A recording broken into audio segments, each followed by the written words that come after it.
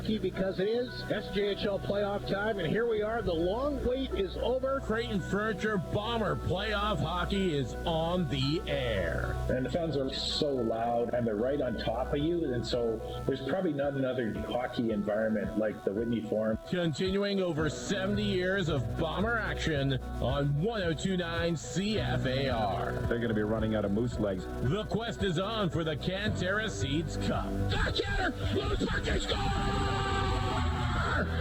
The Bombers win it! Here with the call the action. Bombers! And the Bombers have done it! Wow! This team just won't quit!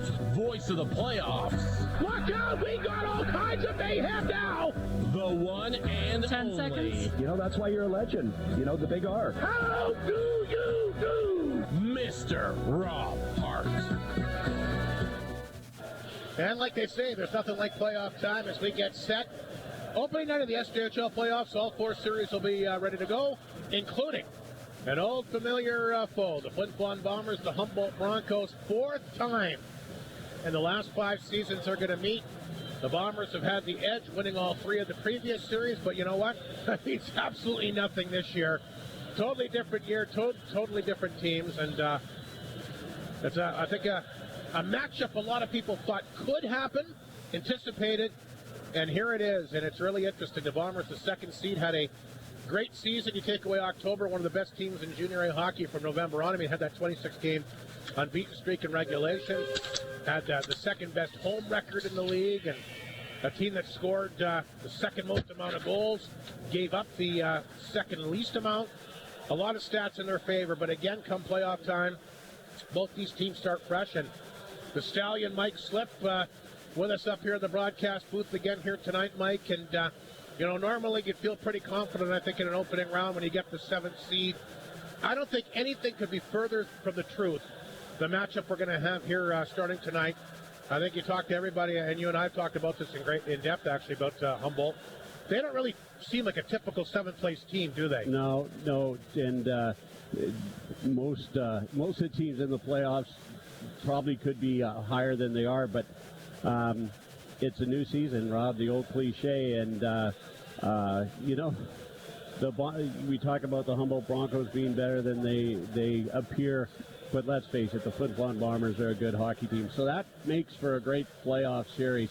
I was going to say, Rob, there's been some great first-round playoffs here with the Bombers. Last year was a sweep, I believe, but before that, they were going to 7 games, I believe. And well, that Estevan series, of course, for a couple of years back, obviously one that's fresh in everybody's minds. That was exciting. So you never know. But we've got the Bombers have the MVP goalie, or the MVP of the league, and the top goalie in the league, and Matthew Keeper. But to answer that, the Humboldt Broncos have Dazza Mitchell down at the other end, who's a really, really good goaltender too. Especially in the playoffs. I mean, I think that's why the Humboldt Broncos went out and got him.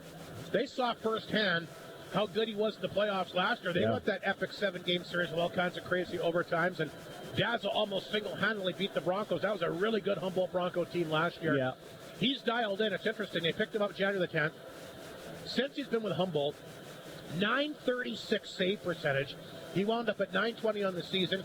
And, of course, Keeper, who you just mentioned, the top goaltender, the MVP, a .935. So you've got arguably 2 of the top net miners going head-to-head. And you're going to hear the comments from the respective coaches coming up here momentarily, Mike. But I think heading in, and I mean, anything can happen, I get that.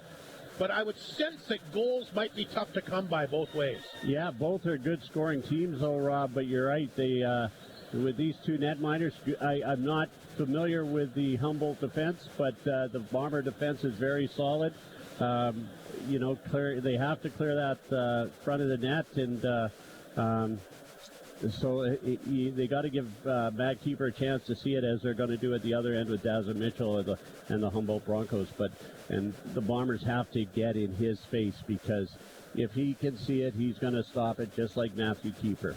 And for Humboldt, I think it's simple. Try and win one of these 2 games and take away home ice advantage and put the pressure on Flin Flon. And, you know, I know it's a 7-game series, Mike, but theoretically, whoever wins Game 1 tonight could go a long way in who wins the series. For Flin Flon, you lose home ice right off the hop. Yeah. Humboldt gets some life knowing that they can win here. Yep. And if Flin Flon wins, they kind of jump Game one, I think it's going to be very, very important. Yeah, in any series, it's important, Rob. And, all Humboldt's got in their head, you got to win in the opposition rink to win the series. So you're right. If they can split here, they would be happy. And the Bombers really want to win this game tonight. Well, let's go back to last year. I know last year was last year, but Flin Flon looking pretty good. Melfort Mustangs had home ice advantage. Melfort won the first 2 games here. Really put Flin Flon behind the 8 ball. Yeah. The Bombers don't want that to happen again. No, it killed them last year. They fell far behind, and they made a valiant effort, but just going back into Melfort is a tough place to play, as is Humboldt. So great fans down in Humboldt, the great arena, and so it's not easy to win there either. So. The Bombers, I know they're excited. They're pumped up. Probably in the best physical shape they've been in for a few years going into the playoffs. Although you got Reed Arbery and Kai Olsen still out of the lineup, but Carruthers back in tonight, which is it has to be a big boost. He's probably not in the best of game shape, but he lets that shot go every once in a while. It could really help the Bombers. Well, he'll make everybody around him better as well. A few other interesting stats. We talked about the 2 goaltenders. How about the 2 coaches? Both have won CJHL Coach of the Year. Klemonsko, new to Humboldt. Of course, he played there as a player, grew up in Humboldt, was with Battleford. A lot of good playoff clashes against the Bombers. The experience with him behind the bench cannot be second-guessed as well. I know they're going to be very well prepared. Mike Reagan, of course, he's well prepared. So we talk about the goaltenders. I think the 2 back ends are very similar. Yeah. And even the forward groups, I think, are pretty similar as well.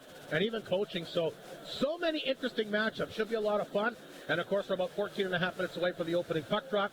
We'll take a quick break, come back with the respective coaches, and get ready for Game 1 of the SJHL quarterfinal. Again, the Bombers and Broncos set to do her again at the Whitney Forum here on 102.9 CFAR and FlinFlonOnline.com. Experience the incredible deals happening at Great North GM in the PA this March for Truck Month. You can get up to $10,000 off select remaining 2024 trucks.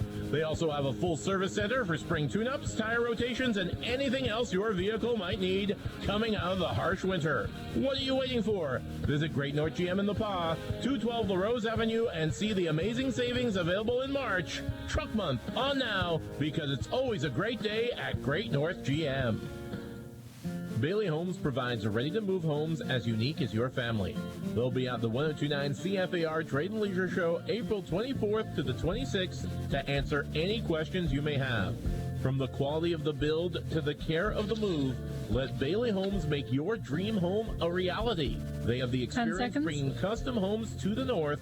Find out more by visiting bailey-homes.ca, and they'll see you at the trade show at the Sportex April 24th to the 26th. Good evening. Welcome to our SJHL Coaches Show Playoff Edition tonight. Mike Reagan, the head coach of the Bombers, will join us as we get set, of course, for opening night against the Humboldt Broncos. Mike, and I know it looked like you could have played a few different teams down the stretch, but probably not surprised it's Humboldt. Yeah, it's just kind of one of those things, Hardy, that we seem to meet up almost every year here. So I know that it's not a matchup that Humboldt was looking forward to, and they were hoping to slide into that 6th spot. But at the end of the day, I mentioned it before that we're going to play who we play, and we can't worry about it too much. And, we're just excited playoffs are around here, and all the madness of the regular season's behind us. Well, and a real big boost. You'll get Leighton Carruthers back in uniform tonight, Mike. Yeah, this is something that we've been anticipating for a while.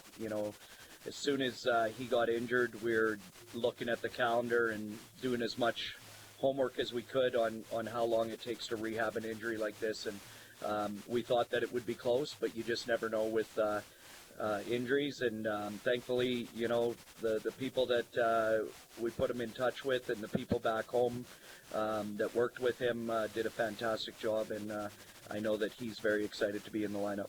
And I'm sure it must be something for your locker room to have him back out there tonight, especially in such a big game like this.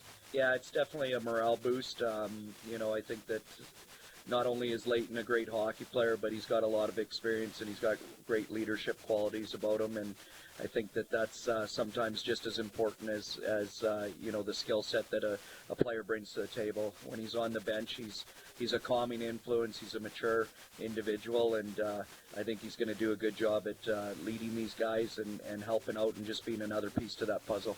Well, let's face it, this is the reason why you brought him was for playoff time. 100%. We knew that we'd be in the playoffs. We looked at him as a guy that obviously was a high draft pick in the queue, and has had a great career, and being able to bring a championship mentality and a winning mentality, I think, is very important. And from day one that he arrived in Flin Flon, I think you could see why he was looked at that age as such a high profile player. So it's going to take him some time to get his feet under him, and he's had a good week of practice here. I think he feels a lot more comfortable than he did when he arrived, and we're just going to hopefully just ease him into things here and let him find his groove.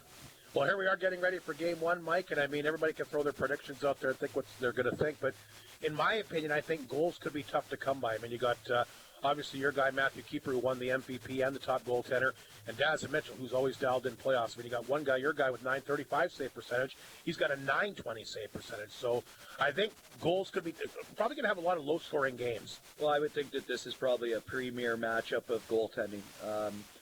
When you look at the other three series, obviously there's some good goaltenders on each team or you don't get to the playoffs. And but when you look at Daz's history, he's been in the league for a long time.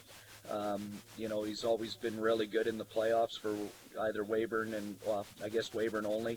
But, that's why Humboldt made the deal that they did. So I think that it's important that we get to him early on. We don't want him to build confidence. And he's a smaller goaltender, so taking his eyes away is definitely key. Keeper, Mike, the league MVP plus the top goaltender, and the league MVP to me is a really interesting award because, I mean, does it mean the most valuable player in the league, or does it mean the most valuable player to his team? You could make a case for Keeper for both for winning that award this year. I would agree with you, Hardy. I think that you take a look at the turnaround of our season, it correlates to him coming here. I think there's some other pieces that definitely contributed as well, but he's been a big part of that. And so when you talk about the impact that he's had on our team, I think is definitely worthy of the MVP. And there's no question that he's deserved all the accolades that he's got this year. He's been tremendous. In my opinion, he is the most valuable player in the league.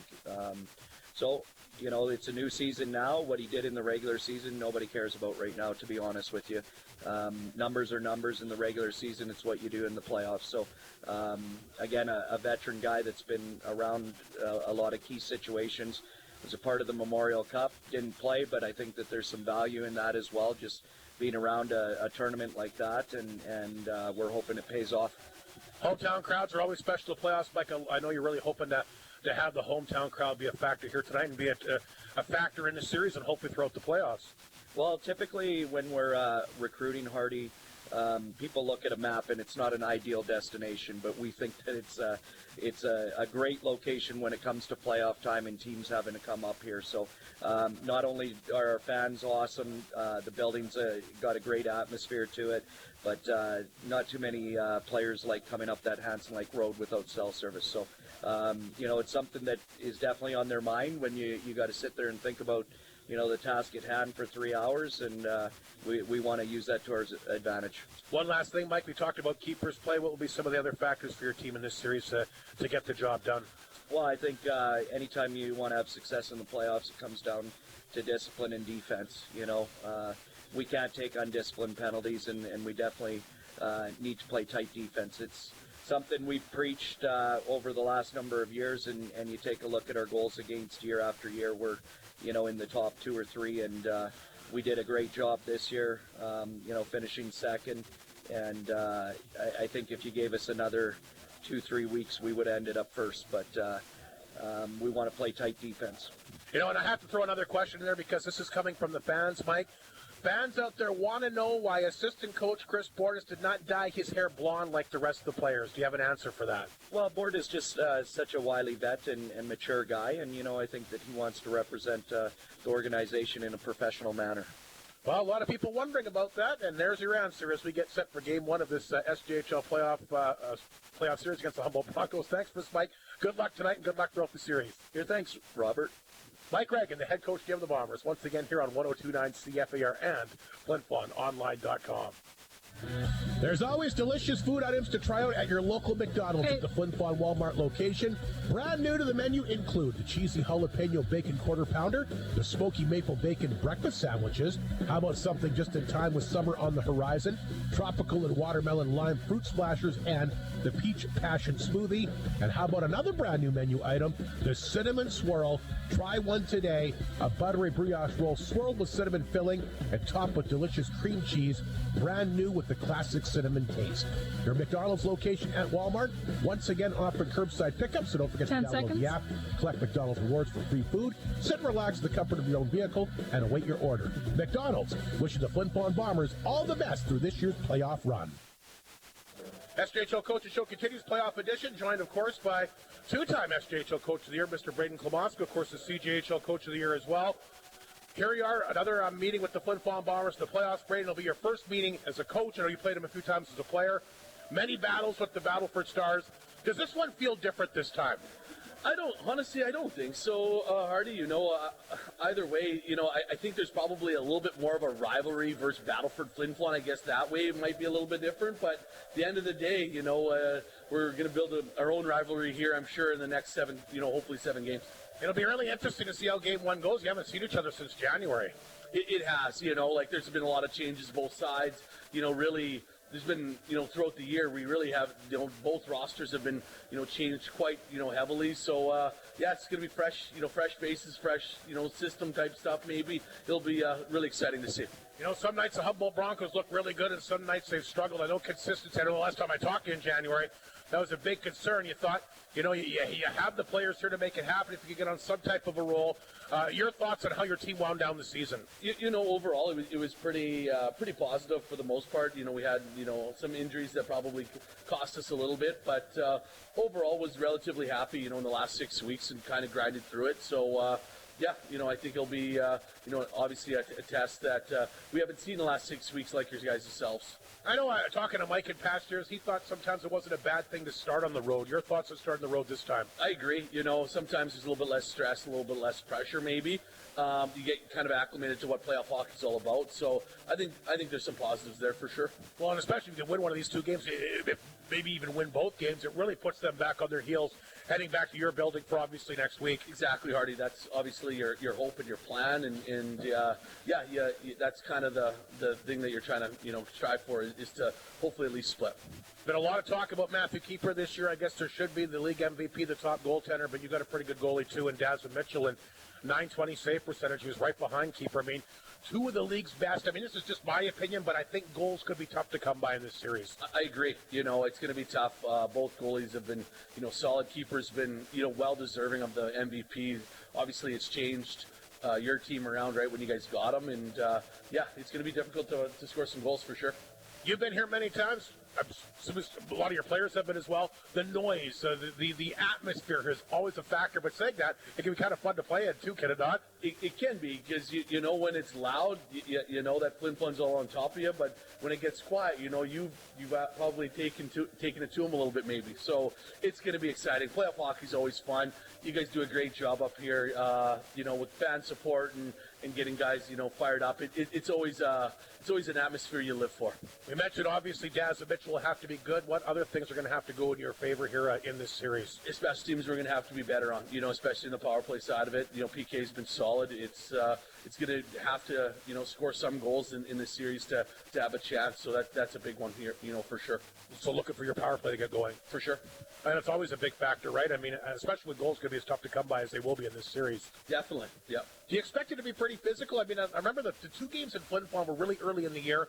I thought they're pretty wide open, and I thought the two games at Humboldt maybe a little bit more physical, but it's always amped up playoff time. It's going to have to be. You know how it is. You know, physicality is going to be a big part of it. And, you know, for us to have any kind of success, we're going to have to be physical. I would have to think the way you played against Melfort the second half must have been good for confidence, too. I mean, they're as good as it gets in this league. You battled them really, really hard. Yeah, I hope so. You know, I thought overall it was, two pretty solid games. And, yeah, you know, we're going to need to do that for us to even have a chance, in my opinion. So, going to have to be physical for sure. And you do have some older players on this team, too. And let's face it, Brain, I know the power play is going to be big. I know we talked about goaltending, but veteran leadership is always huge in the playoffs. And if some of your older guys could step up, could go a long way for your team as well. Usually the team that has the best veteran leadership or 20-year-old type of, performances usually end up winning, Hardy. So definitely a big part of it. And, of course, you played here as a player in the playoffs as well. What do you remember from those days? It was fun. You know, it always has been. You know, it's electric. It's something that you guys should be really proud of. And, you know, it's good for our guys to experience something like this. So it should be lots of fun. You know, Flin Flon's had a lot of success against Humboldt in the playoffs the past few years, as I'm sure you know, but I really can throw it out the window. It's a totally different team, a totally different season. And, of course, like we said, you're behind the bench now. And, of course, you've had some success against Flin Flon, of course, in Battleford. Yeah, you hope that maybe that changes.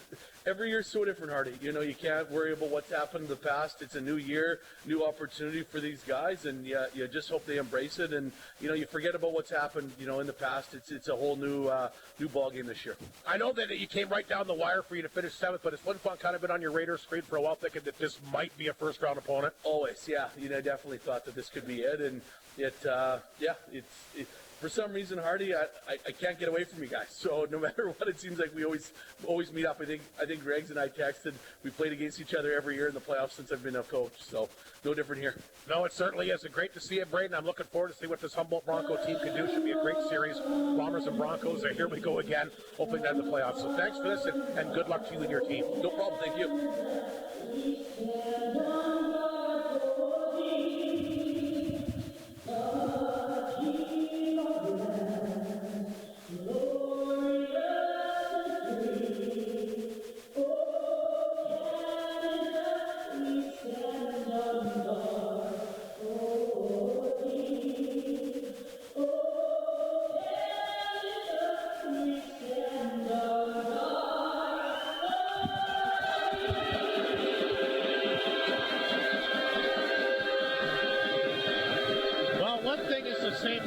Years have passed. It's loud in the Whitney Forum. Yeah. Boy, when the Bombers skated across the ice there, Mike slipped. The place went absolutely cuckoo, didn't it? Yeah, as always, Rob, especially at playoff time. I'm surprised you didn't get your hair bleached. I'm my own team, Mike. I have my own agenda. I'm with you there, buddy. I'm with you there. Didn't even consider it. I thought that might be something with you with this new stallion gimmick. No. I thought it might be something more. No, I've got to lose that. I got to somehow try to lose that. But you're right. It's not doing. It's not working for you, Mike. No, I know it's not. Boy, here we go, Rob. This is going to be exciting. Always great to hear from Braden Pomasco. What a great hockey coach he is. Another great hockey coach on the other side in Mike Reagan. So here we go. Bailey Hunt starting lineup. Keith Turner will lead the way, along with Leighton Carruthers back in uniform tonight, and Anthony Piccinino. Liam Hunks will play his first ever SJHL playoff game tonight. He starts things off with Cole Tanchuk, who of course has been, this is the fourth year running for him in the postseason. Big milestone for him, most games in a Bomber uniform. A second in franchise history. Only Mike Reagan, the hometown coach, has played more games than he has. Passing the great Tim Materash for games played. I didn't think that would ever happen. We'll get the starting goaltender to face off inside the Flin Flon zone. We played 10 seconds, and it goes inside Flin Flon territory. Knutson will shovel that one in. Gets it back to the line. Knutson a chance. Shoots it on target. Save for keeper. Broncos keep the puck in deep. You know they'd love to get a goal here early if they can. Liam Hunks forced out from back of his own net. Now he'll pick up the puck and skate with it. Pass to Piccinino. He's over the line. Olsen stood him up. It'll be interesting. I was talking with Rory McGoran, the terrific play-by-play voice of the Humboldt Broncos. He's talking about the size disadvantage. Flin Flon a lot of bigger guys, but Humboldt have been throwing some hardware. They've been kind of a little bit stingy and tough to play against here in the early moments. So that'll be interesting to see if that size is a factor as this series moves on. Olsen forced back inside his own zone. He'll push that one ahead. Picked up here by Amaral. This guy can fly. Lost the handle at the Bomber blue line. Lost his stick as well. Puck is picked up here by Yakimchuk, beats it ahead to Seth, knocked away from him. Picked up by Ringer, he'll flip it in, that hits Skogstad. Knutson has it, played it back to Paquette, the former Western Hockey Leaguer. And there's a big body check as Yakimchuk will hit Skogstad. Puck rolled back in the Flin Flon zone. Miller's on it here for Humboldt. I thought he was really good against the Bombers back in their rink back in January. Matter of fact, probably the best Humboldt Bronco on the ice in those two games. Here comes Lepper. He'll skate with it to center. He'll flip the puck back inside the Broncos zone. Ringer will give chase. Paquette trying to tie up with him. Good work by Ringer on the corner, but then he loses the handle. Big body check there! As Alexander, as he's known to deliver some big hits, takes down Kennedy. He'll be fun to watch here in the playoffs as well. Here's Tanchuk back inside his own zone for Hunks. Stretch pass. Cormier can't get a stick on it. Got belted by Strome. That's picked up by Stitton. He'll send it in. There's McElwain. He takes a hit, but gets rid of the puck outside the zone. McElwain, one of the top scoring defensemen in the league this year. Sends it the length of the ice for an icing call. 2 minutes gone, and you can already feel the intensity. It might slip here early on. Actually, as soon as you mentioned the Humboldt coming out physically, the Bombers started to play physical. So it's going to be interesting to see. You mentioned that this is Matthew Keeper's first playoff game since AAA. Harmon Laser Fume never played a playoff game at all, ever, until last year's first round. Talk about really getting put in the pressure cooker. Yeah. Bombers win the faceoff. Back to Hunks. A chance off the post. Mitchell looks behind him, but it hit the post. The shot fooled him. Liam Hunks that close to put Flin Flon in front. And they always say that the crossbar, the post, the team's best friend, or the goalie's best friend. And Mitchell, I just don't think was set for the shot. He really reacted late to it. Yeah, Dazza Mitchell, like most goalies, patted the post. They always like to thank that best friend. Owen Chapman, the call-up for the Saskatoon Contacts, will take the face-off against Lees. Bombers win the draw, comes right back to Mounier. He'll shovel that one in deep. Lees after it in the corner. Knocked it down. Puck will roll back to that where it's picked up this time and fired around the boards. And the Broncos get it out. Here's Huey after it. Knocked down by Mounier. Mounier played it ahead. Penrod got a stick on it. He'll throw it across the line. It's offside, or they're going to say hit it with a high stick, one or the other. 17.5 to go opening period. Of course, all 4 SJHL playoff series are on tonight, but the other 3 have yet to start yet because of all the time change. This one a little bit earlier than the other games. Face off outside the Bomber blue line. Amaral will take the draw here against Joey Lees. Just underway, opening period. Look at that 50-50, Mike. It's almost at $7,000 already. Yeah. Lees cites Muka. So it's all locals up front for Flin Flon here on this line. Marston, he'll get his first taste of SJHL playoff action. Lost the puck. It comes back to Simchishin. Blocked here by Muka. I don't think the 3 guys played together on a line this year. Did they all 3 at once? I don't remember it, Rob, for sure. Lees will throw that one in. Simchishin got a hold of it. Puck is laying inside the zone. Knocked down by Lees. Chance out front. A little bit behind. Piccinino can't find the handle. Picked up here by Skogstad. They'll throw that one back up the right side looking for Dowdle. That's knocked away. Crothers can't get a stick on it. Puck picked up here by Miller. Miller across the Bomber line. Got his pocket picked. Nice job by Piccinino. Come back and take the puck from him. He'll lift it ahead to Yakimchuk. Yakimchuk down the wing across the Humboldt line. Back out front. Crothers can't get a stick on it. Yakimchuk knocked it down. His backhander sent wide. They chip it out front. Miller will pick it up for the Broncos, and he'll skate away. Pass up the right side, but intercepted here by Lepper. Back to Yakimchuk. Skogstad on top of him. Bombers will regroup back to their own net. Skogstad will chase Lepper. He'll have to be careful. Up the right side. Knutson cut that one off, and he'll fire it back in Flin Flon territory. Icing against the Broncos, 16:22 to go. Or 16:22 to go in the opening period. Shots 1-0 Broncos here, and that shot came in the first 30 seconds of the game. Yeah, I thought the Bombers had a shot in that last flurry, but the goal judge can see better than we can, Rob, so I guess not. Ringer will take the face-off against Kai Banosh, the second leading scorer for the Broncos this year. Humboldt wins the draw. They'll quickly get a hold of it. Off the boards, they're looking for Strizzy. What a year he had, third in league scoring. Terrific player. Strizzy down the wing. Well, fired on target. There's the save made by Matthew Keeper. And Strizzy, another one of those guys that BC tried to pluck right off the roster. He said, nope, I like it at Humboldt. It's a great hockey town. We got a great It's a great league and decided to stay. So for all the guys that have left, it's nice to hear some guys decided to stay, and Jacob Strizzy was one of them. Yeah, and as was Matthew Keeper. So good on them. They like where they play, and they want to finish their junior career with the teams they started on this year. Well, I'm sure Humboldt very happy to have him. Yeah. I mean, their top scorer, the guy can do it all, and he's one of the bigger forwards as well. Face off inside the Flin Flon zone. The right keeper's already faced a couple of shots. Flin Flon's still looking for their first of the game. Off the draw. Speaking of Strizzy, tried to cut the front of the net. That was knocked away. Picked up by Sem. Flin Flon can't clear it out. Back of the net. They'll throw it back out front. Intercepted here by Ringer. He gets over to Cormier. Cormier took a bit of a slash as he gets the puck across the line. Paquette cut that one off, and they'll play it ahead for Strizzy. Strizzy can't get the puck to settle down. Townchuk gets it back for Flin Flon. Inside his own zone, he'll play that one back to Hunks and hit the post. His first shift. Across the line, dropped it back. He was in alone. Just a chance, and easy save there for Daz and Mitchell. Geez, it looked like Hunks had a lot of wide open room there. He just kind of stopped. I think if he sees that on film, he'll think that he should have shot. I think he should have shot, but we're up here. He's down there. I agree. 15.5 to go in the opening period. Still no score. As Keith Gruner will line up for the face-off against the Broncos, Maddox Amaral. Behind the net, Piccinino has it. Backdoor Gruner, no, he can't put it in. What a save by Dazza Mitchell early. Got the right pad down by Gruner, stuck out front there. Nobody picked him up. But Dazza Mitchell, already one big save in this hockey game. Puck picked up, that's off the glass, set back towards the bomber line. Amaral is after it. Swatted away, Piccinino will pick it up at center. Here comes Piccinino for Flin Flon. Across the Bronco line, trying to come up front to Gruner. That's cut off. Dowdall's got it for the Broncos and played it ahead, but caught by Carruthers. Nice pass to Gruner. Gruner off his left wing, gets a shot away and blockered away by Mitchell. Another good save. Yakubchuk at the blue line. He'll knock it down. Nice pass out front, wide open. Gruner can't steer it in.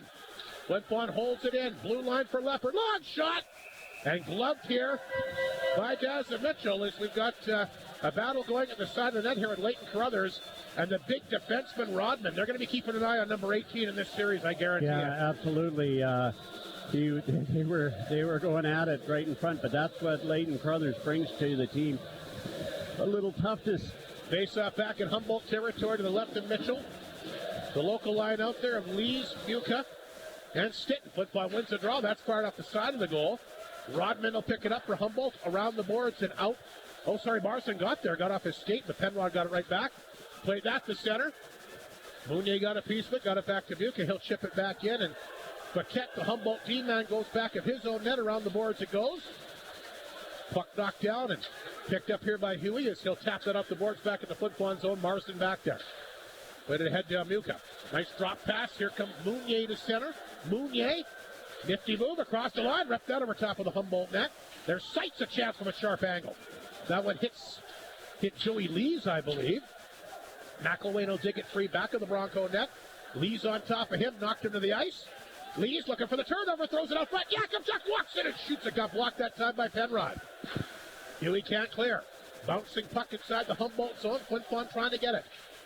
Broncos will pick it up. Paquette flipping it down the ice. That should be an icing call, or did it hit somebody's stick? No icing call, so Broncos going to have some tired players. They're going to have to get back out there. Yeah, absolutely. I thought it did hit somebody's stick, but it sounded like I heard it hit its stick. Yeah, so right below it here. I thought it was hit Mounier's stick, but apparently not. Face-off once again back in Humboldt territory. Flin Flon now leading the front with shot clock 3-2. 13:43 to go opening period. No score as Stitton will line up for the face-off against the call-up. Owen Chapman, who my understanding is most likely headed to the Western Hockey League next year. And a very good offensive guy. And who knows, could be a factor as this series moves ahead. Flin Flon probably wouldn't have much of a scouting report on him. No, absolutely. And as we have heard, he's quite a prospect. The captain of Saskatoon Contact last year. Gruner, who's had two fabulous chances for Flin Flon, will get right back out there to take the face-off against Connor Miller. It's Piccinino, Carruthers, and Gruner. A good forward group here for Flin Flon, Yakubchuk, and Luke Lepper on the back end. Playing inside the Broncos zone, but they'll pick up the puck and move it ahead. Here's a nice pass to center. Picked up that time by Olsen and ripped back in off the side of the bomber net. Keeper will swat at that back of the net. Broncos got a center out front, Carruthers. He'll knock it down, fanned on it, got it back, throws it up the middle. Piccinino can't get a stick on it. Broncos back the other way. Here's Skogstad getting him behind the D. Swatted away, though. Puck picked up here by Lepper. He'll try to move it ahead. Puck behind Carruthers. His backhander will miss Piccinino. Knutson will pick it up. Trying to catch Flin Flon on that change, and he'll get it to Skogstad, who dumped it in. There's Miller after it. He tried to flip that one back out front. Then Flin Flon's got the puck. Here's a pass to Cormier. Offside as he lifts that one back in and takes a good hit from Rodman after the play. 12:50 to go in the opening period. Cormier not happy with the late hit after the whistle. No, and not the biggest guy on the ice, but Anthony Piccinino's early in this game has played very physical. He's taken some hits, he's given some hits, and a few jabs at some players. Speaking of Anthony Piccinino, got to wish his dad Rocco a happy birthday. Hey, Rocco! In Toronto, I believe. Yeah, what a great family. So Rocco Piccinino, a big happy birthday. Anthony wanted me to send that out to him tonight. We're just underway here in the opening period. Scoreless right now. There's Liam Hunks, who had a post earlier tonight. To Ewan. He'll bat that one ahead. Here's Stitton. Out front. Oh, he had a chance to get that one over to a wide open Alexander, and he couldn't pick up the pass. Big hit there. Alex, is that Ewan this time? He's going to get a penalty, I think. And we got I'm trying to figure out what Bronco that is, but he got drilled, and I think Ewan's going to take a penalty. I think it's Strom, Rob. He's down, and the referee signaled for the trainer to get out there right away. Ewan, I'm pretty sure, is getting a penalty for that. The referee didn't have his hand in the air unless it was the referee on the other side. I didn't see the hit. Yeah, it looks like he's getting a penalty. I can guarantee it. One of the Humboldt guys has gone in as well. Rodman going in there to stick up for his teammate. Didn't see the hit. Did you get a look at it? I didn't, but I just saw this young man down on the ice. I heard it, and he heard the crowd react. I think Cole Tanchuk might get a penalty here. I know that he's coming over to talk. Ewan's the guy that hit him. Yeah, no, I think the Bronco went in for activities after the player did, Rob. Oh, boy. So here's the hit here. I still didn't get a good look at it. Yeah, it didn't look like a bad hit. I think maybe he hit his head on. Yeah, that might not be a penalty. It might have just been where he was on the ice. But that's a big loss for the Broncos here early to lose Strom. It didn't look like a hit to the head from that angle, Mike, that I saw. No penalties up on the board yet, Rob. One of the Broncos did go in the box after the fact.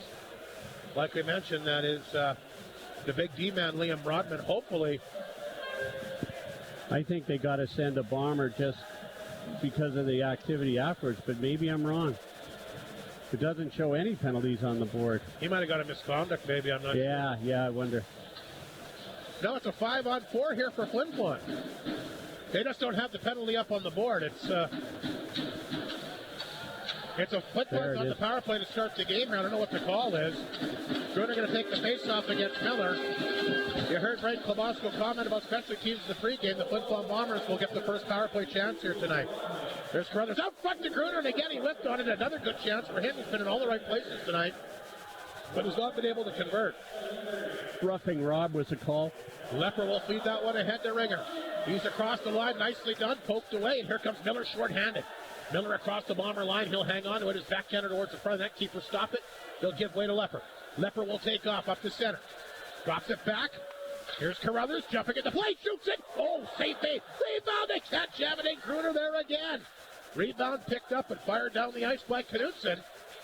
A minute 20 to go in the power play. 11:49 here in this opening period. Shots are 4-3 Bombers with the frontline shot clock, but they're having a tough time putting that puck in. They've had some good chances. We knew Mitchell would be tough. Here's Lepper. Down the wing. Will bring the puck in. Back of the goal, looking for Ringer. Got a piece of it. Intercepted. Fired around the board by McElwain. The puck will carry out. Here's Huey racing after it. Hunks just got back.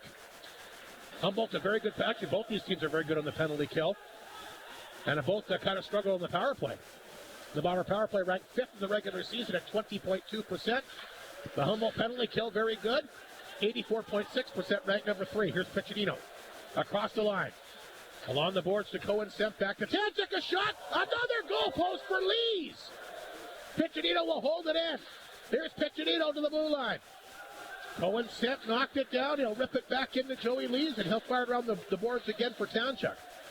Stanchuk knocked it down, having a hard time keeping it, and a couple of guys on him. Back of the goal to Lees. He fanned on it, goes to the corner, 17 seconds to go in the power play. Skogstad, he'll pick it up for the Broncos. Down the ice it goes. 2 goal posts for Flin Flon early, Mike, and they're having a tough time offensively so far in this game. Here's the pass to Jakubchuk. He'll pick it up down the wing. He'll bring it in. Olsen will tap that back at it. Cormier with the steal, tried to come back out front. Intercepted by Banoche. Penalty is over. Flin Flon is 0 for 1 in this game here tonight. Had some chances, though. Jakubchuk.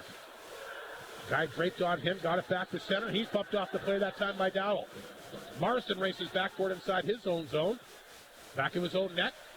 Loses the handle, comes back to blue line. There's a chance! Ripped into the glove, and a good save that time for Matthew Keeper. And Dazzle gets some help from the post tonight, and we got a big confrontation back of the net. Morrison and, I can't see the name. Dowdle. They're having some words. You'll see that throughout the match, but exciting first. I think the Bombers have had some good offense. I mean, they hit 2 posts. You can't get much closer. You got to finish in the playoffs. Some big breaks for Humboldt early. 10:04 to go. Face off inside the Flin Flon zone. The puck will come back to center. Rodman will pick it up. He'll play that one ahead. It's grabbed here by Mamich rather, as he dumps it in. There's Mounier. Along the boards for Alexander. He gets drilled. He's going to draw a penalty. Flin Flon going right back to the power play here. As the Bombers will dump it in for you. And there's a chance from a sharp angle. And Mitchell will kick that one out. So Alexander gets dumped. And boarding penalty coming up against the Broncos. And Flin Flon will see what they can do on this power play. Mike Slip. Yeah, absolutely. Alexander might be a little shaken up on that. He hasn't gone onto the bench yet. But they need one thing you were right about, Rob, with the power play. They never got set up on the last one. So let's see if they can do it this time. Flin Flon will be back on the power play. Penny Beck is our Pepsi power play contestant. Gets her products at Walmart. Good luck to her if the Bombers score on the power play. She'll win a 12-pack of Pepsi, courtesy of Arctic Beverages, your local dealer of Pepsi Cola in northern Manitoba and Saskatchewan. Timeout, Rob. Media timeout. We'll take a break. 9:44 to go, opening period. It's still scoreless here on 102.9 CFAR and FlinFlonOnline.com. Becoming a nurse can be closer than you think. University College of the North offers nursing programs across northern Manitoba. In just 2 years, you could be a licensed practical nurse with our hands-on program in Thompson, Swan River, or Flin Flon. Or if you're ready to dive deeper, our 4-year degree program in Thompson or the Paw can set you on the path to becoming a registered nurse. Become the nurse your community needs. Apply now for September 2025. Visit our website, ucn.ca. UCN. Here, you can. Ayugay tutana o University College of North sa tinutigis kinaumakay na o kayikan to partyan na o ucn.ca UCN Sagutagat Tagispanyo. Chicken Chef wants you to get a jump start on celebration season. That means weddings, grad parties, family functions, wind-ups, and more. Chicken Chef knows that nothing says celebration like eating well. Have them cater your event that you'll be too busy doing everything else for, and you know it will be handled professionally and deliciously. 10 seconds, call 687-3779 or pop by the restaurant to put together something special suited to your needs and taste. Chicken Chef, where memories are made. Face off inside the Broncos zone. Flin Flon on the power play for the second time tonight. Broncos will win the draw, and they'll fire it down the ice. Matthew Keeper will stop that. Liam Hunks, the D-man, will pick it up back of his own net. Skogstad watching him. Hunks swings the pass to Leopard. Leopard down the left side across the Humboldt line. Back of the, or to the blue line for Hunks. Pass off on a good one to Gruner. Spins, fires. That one got blocked by McElwain. Gruner trying to get free along the boards. Left it there for Crothers. Nice pass to blue line. Hunks back out front. Leopard made a move, but he couldn't shoot it. Gets it back to Hunks again. Back out front. There's a chance fired wide here by Gruner. Gruner seems to be the go-to guy here so far in this game. I guess he was their leading scorer. It makes sense. Flin Flon will keep the puck in. Leopard along the boards. Loses the handle. Intercepted. Set down the ice by Paquette. Hunks will go back to get it. 1:11 to go in the power play. Just under 9 in the opening period. Still no score. Game 1 of this SJHL quarterfinal. Here's Leopard with the stretch pass. Across the line, rip that in deep. Puck at the side of the Humboldt net. Nice job by Ringer to get over there and knock that one free. Comes back out front. Huey with the interception. And so far, so good for the Humboldt penalty kill. Have not allowed Flin Flon to set up, like Mike Sliff alluded to, on their last power play chance. Tanchuk is forced back deep.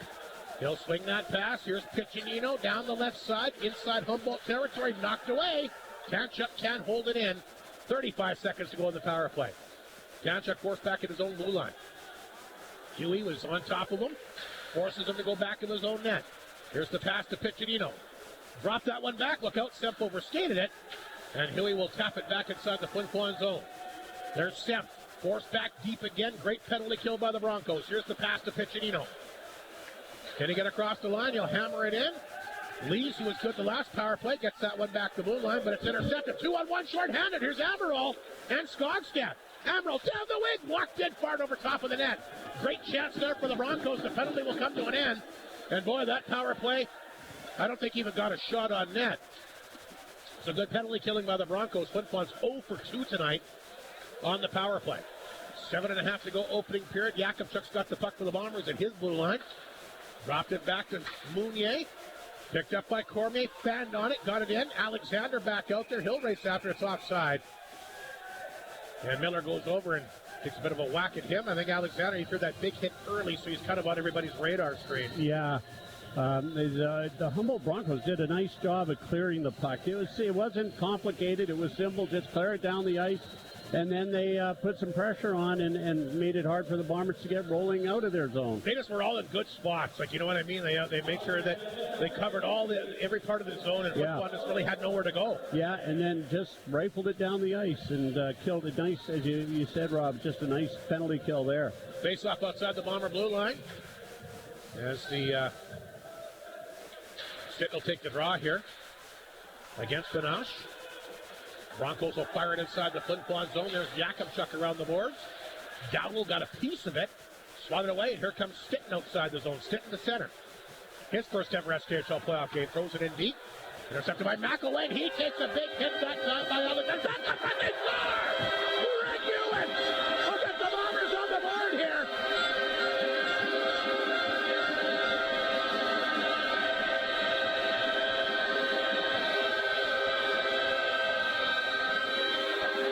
Alexander might not get an assist on that Mike Slip, but he should. Yeah. The body check leads to the goal. I'm following the hit. The puck comes right back out to Rhett Ewan. He makes no mistake. He goes low glove side. Again, we talk about the physical play. Landon Alexander might not get an assist, Mike, but he's the key to that goal. He was exactly what I was going to say, Rob. And that's what playing the body does. Creates chances. So the Flin Flon Bombers will score the first goal. Rhett Ewan gets a big goal. Here's Petteron for the Broncos. He'll hammer it in. And boy, the place is electric now, but the Broncos come back. There's a chance. They even think of wide open net. They just fire it wide. What a chance for Kennedy. Kiefer was down and out. He gave him the whole net to shoot at, and Kennedy fanned on it. Broncos come back strong after the goal. It's Mamich. Deep inside the Flin Flon zone. He's trying to tie up this game. Seitz will pick it up. He'll flip it to center. Got away from Rodman, and he'll go back in his own zone and play it ahead. Mamich will chip it in. Puck back of the Bomber net. Hunks had two guys on him, just got rid of it. Flin Flon will move it ahead. Seitz to center, tripped up as he throws the puck inside the Bronco line. Paquette, the big D-man for the Broncos, there to get it. And he was keeping an eye on Gruner as he was coming in on him. Puck lifted outside the line. Flin Flon gets it back. Gets away from Jakubczuk. Forced back in his own zone. Played it ahead, intercepted by Dowdle. And throws it right back to Jakubczuk. Here's Piccinino. Back across the Bronco line. He hangs on. That shot got blocked. Loose puck picked up by Gruner. Blue line here for Jakubczuk. Shot through traffic. Not sure who that hit, but I don't think Mitchell saw it. Flin Flon up 1-0. A big goal here by Rhett Ewan. First ever SKHL playoff goal. Here's Paquette for the Broncos. Up the middle. He was looking here for Chapman, but he missed him with the pass. Jakubczuk having a little bit of trouble handling the puck. He gets it back to center. He'll rip it in. Ringer in there. Knocked it down for Flin Flon. Lost a handle on the boards. McElwain will pick it up for the Broncos. Look at a little scrambly out there right now for both teams, actually. McElwain up the boards to Miller. Miller throws that one back across the Bomber line. Amaral got a piece of it. Mounier back to get it. Had a guy on him. He'll rip it around the boards. Looking for Cohen Semp. Trying to play that one ahead. Knutson cut it off and put it right on the stick that time of Mounier. Mounier to center. Here's Mounier. Tapped across the Humboldt line. Intercepted quickly. Looking for Skogstad. Out of his reach. Marsden. Tapped at the center, but Cormier couldn't get to it. Broncos will flip it back in. Wide of the mark. Icing call. Did you get the assist on that goal? I did not, but I will have a look for you, Rob. All right, so Ewan will get it here. And like I said, if Alexander probably won't get a physical assist, but it was his hip that led to it. It sure was. There was no assist on it. Yeah, I was going to say it might be unassisted. So Rhett Ewan, first playoff goal at the 13:01 mark. And Flin Flon will take a quick 1-0 lead here with just under 5 minutes to go in the opening period. Broncos came back very close to tying it up. That wide open net by Kennedy. Both teams have missed some opportunities. 2 goal posts for Flin Flon here in this opening period, and a wide open net for the Broncos that they missed. Yeah, that one went right through Matthew Keeper and in behind him. Here's a chance though for Penrod with the steal. Penrod in alone. Penrod walked in, shoots it, save made. Rebound, where is it? It's behind the net. So a big save there for Matthew Keeper. Penrod getting it alone. Bombers back the other way. Here's the pass to Semp. Semp brings it in. It's in his skates. He's not sure where it is. Looks like somebody lost a neck guard out there. Again. Bombers try to work that one free. Picked up by Olsen. He'll move it ahead to Penrod. Penrod to center. Penrod across the Bomber line. Long shot. Good save that time by Keeper. Followed it well. Puck will roll back of the Bomber net. Yakubchuk. He knocked it down. Swings the pass ahead here to Tanchuk. Back to Cormier. He'll tip it inside the Broncos zone. Alexander barreling down on that. Flin Flon get caught with too many men on the ice here? I think they might have. Looks like it. Well, they take a lot of those penalties. No. Well, look like. I thought he was going to send Cole Tanchuk off. The fans were reacting. I wonder if they didn't think it should be an icing. I thought it certainly was. I thought maybe too many men. It was kind of in that vicinity. The way it sure was. Face off back inside the Flin Flon zone. The right of Matthew Keeper. Shots are 7-6 Bombers. Rhett Ewan the only goal so far.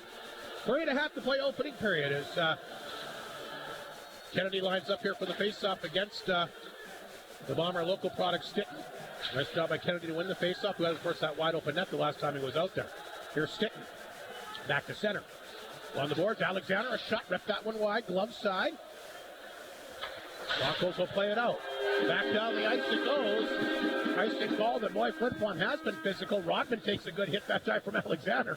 They got quite the battle going on in this game. Alexander's just playing with reckless abandon out there. He, the way he always plays, Robbie. What a find for the Bombers, and he's just a tough cookie. Guy you want to have on your team. Yeah. Stitton will take the face-off. Lining up here against the Broncos. Puck will come outside the zone. Flin Flon will send it right back in. Rodman will knock it down. 3:08 to go opening period. Look out, Rodman's banned on it. Pins up his guy along the boards. Then the puck is flipped around the boards that time by Simchishin. Can't get it out. Flin Flon a chance. Far on target by Yakubchuk. And the save made here by Daz and Mitchell. Broncos tired, want to make some changes. 2:57 to go opening period. And a great atmosphere once again here at the Whitney Forum tonight. Yeah, absolutely. Nice crowd here as we expected. Pierce Yakubchuk's had some nice shots. I mean, that wasn't the hardest shot, but he put it on net. That's the key. There was traffic in front.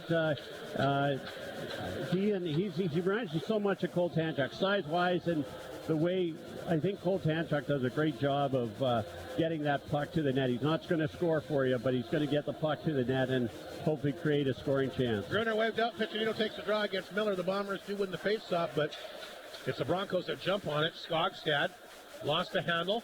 Puck is set back inside the Flin Flon zone. That's picked up here by Lepper. They'll push that ahead to Piccinino. McElwain knocked that one away. Puck picked up here by Leighton Carruthers. Feeds it back to Mounier. Nice pass. Lepper, he had a wide open Piccinino, but couldn't get it to him. McElwain with the steal for the Broncos. He's across the line. Intercepted by Carruthers. Dangerously throws it out front. Good thing Yakubchuk was ready. Skogstad fired it back in. That hit Carruthers again. Lost the handle. Miller with a chance on target. Save made. Once again, keeper had to be pretty quick, and he was there. Yakubchuk off the glass. Knocked down here by Strizzy. Remember, he'll be the key for them offensively.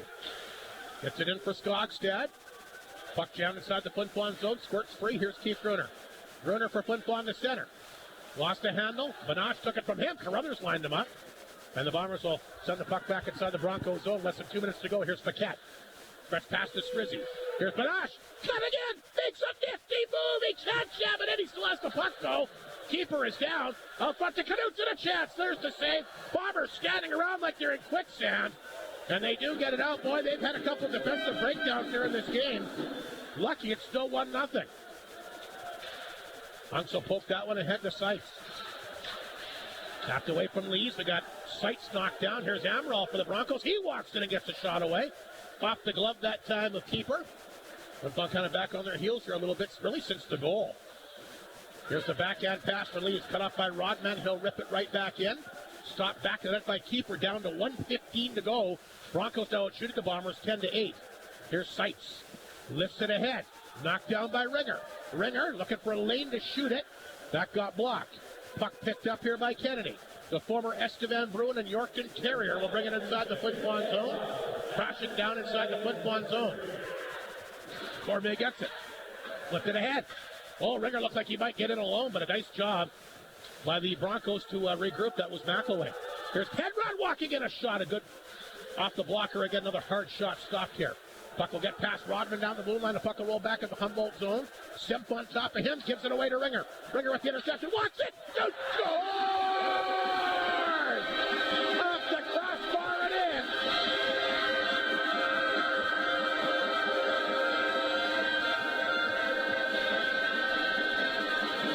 Well, Mike, that just shows you how the game of hockey works. Flin Flon leads at 1-0. The Broncos are all over them.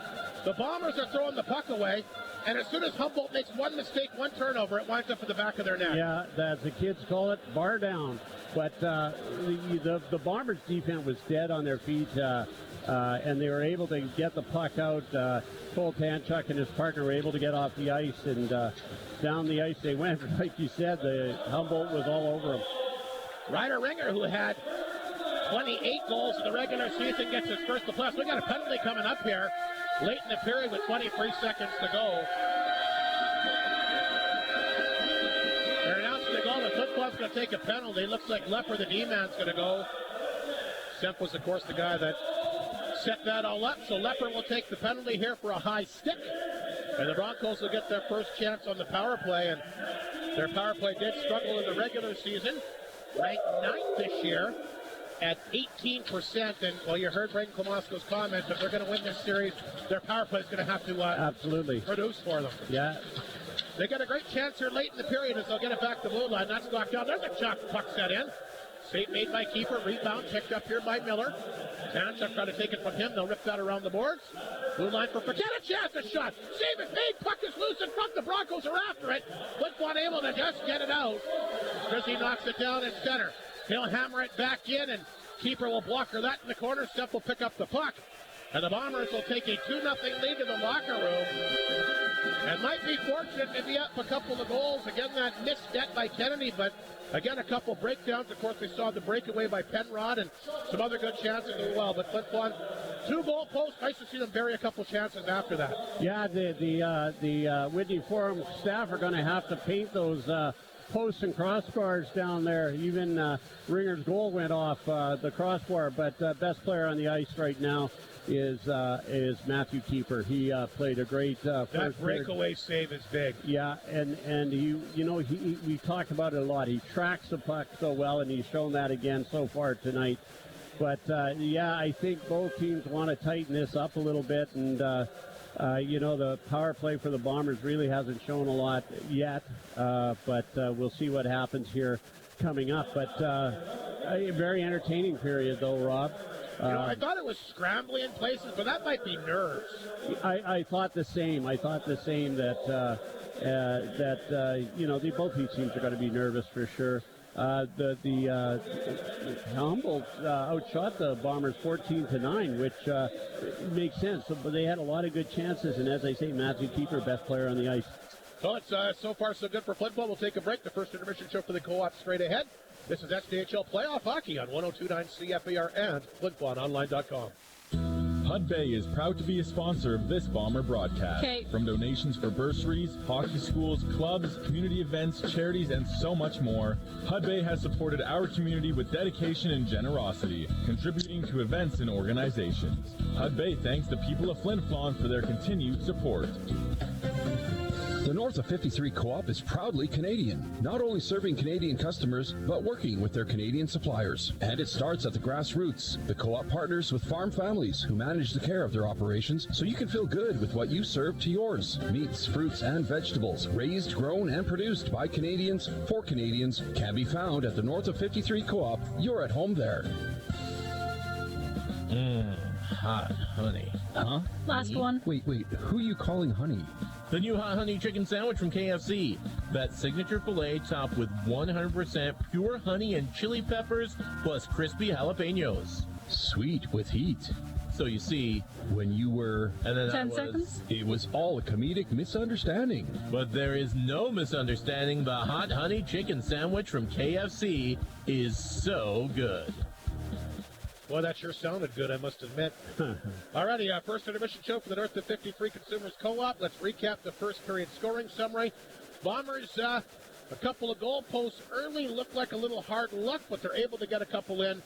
And you know, it's funny, we talk about the goaltending, we talk about the top-end players, but you got to talk about those unsung warriors, those third and fourth line guys, and Rhett Ewan. Big goal to open up the scoring here tonight at 13:01. Landon Alexander delivered the big body check. Didn't get assist. He really should, because without that hit, I don't think they score that goal. Yeah, and don't forget that check that Ewan had on Strome. You're right. The unsung heroes really came to play in that period. That local line played maybe the best all-round line on the ice in the first period. They skate well. They sure skate very well. So the Bombers got stuck, like you said, in cement there for a while, but then the next series down, they were all over, and, Matt Keeper was down and out, and they were able to clear it, so they've done a decent job, too. So that's the opening goal. Rhett Ewan's first, unassisted at 13:02. I wouldn't be surprised if they had an assist to that one later tonight. And Ryder Ringer, and again, it was funny, hey? Broncos pressing. Flin Flon gets the puck down the ice. They can't get the puck out. They turn the puck over at their own blue line. And Semp was able to fire it back to Ringer, and as soon as it's on a stick, he fires it up the bar and in. I mean, really, you can count on your hand how many mistakes Humboldt made in that opening period, but it's that one mistake at the end of the period that cost them the second goal. Yeah, that way it was just a tremendous shot by Ryder Ringer and a great play by Semp. So it's how hockey works. It's,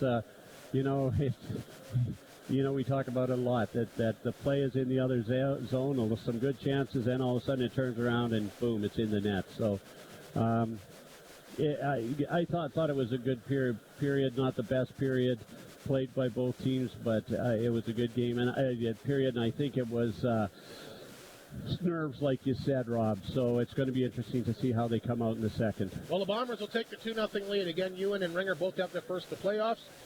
Both even strength goals at 13:02 and 19:28. Flin Flon 0 for 2 on the power play. Broncos are on their first power play of the night. Look pretty good for the end of the opening period. It'll carry over, obviously, to the second. And a big minute 37 for them coming out.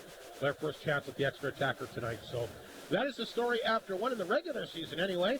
When the Flin Flon Bombers led after one, it was a very good period for them. 23-1. When the Humboldt Broncos trailed after one period of play in the regular season. 3-12, 1-1. We'll see what happens here the rest of the way. We'll take another timeout, come back with our Creighton Pizza player profile. Cohen Semp, who's got an assist on the second goal, will be our special first intermission guest. Listen for his comments coming up momentarily here on 102.9 CFER and FlinFlonOnline.com. Life is sweet with Maytag's Kitchen Suite Savings at Creighton Furniture and Appliance Center. From now until April 2nd, you can save $150 when you purchase any 2 qualifying Maytag major kitchen appliances. But that's not all. You could save an additional $300 when you purchase 3 or more select Maytag kitchen appliances. From now until April 2nd, you can save big with Maytag's Kitchen Suite Savings event at Creighton Furniture and Appliance Center. It's the middle of the night. I know, but I want pizza, Italian, Greek, Chinese, burgers, fried chicken, salad, appetizers, and dessert. I gotta be up early. This could take weeks. Creighton's Pizza has all that. Your one-stop shop for all your food cravings. Oh, so I don't have to spend days running around? Creighton's Pizza has homemade goodness cooked with love, open 3 to 10:30 daily. 10 seconds. Of course. And good thing I don't have to be combative regarding the final piece. Think again, bucko. Creighton's Pizza, 688-2080. Fight for the last slice. Welcome to our first intermission. Our Creighton Pizza player profile, Cohen Semp, will join us. Second-year Flin Flon Bomber. Cohen, here we are. Opening night of the playoffs. Let's face it, as a hockey player, it's one of the most exciting nights of the year, is it not? Yeah, definitely. It's kind of like opening day, almost like Christmas morning. You're super excited to get going again here. And, yeah, I think all the guys are pretty fired up this week of practice, and we're ready to get going now. Humboldt, your opponent here, Cohen. Are you surprised? I don't know. I thought we knew it was going to come down to the last day of or last weekend of the regular season.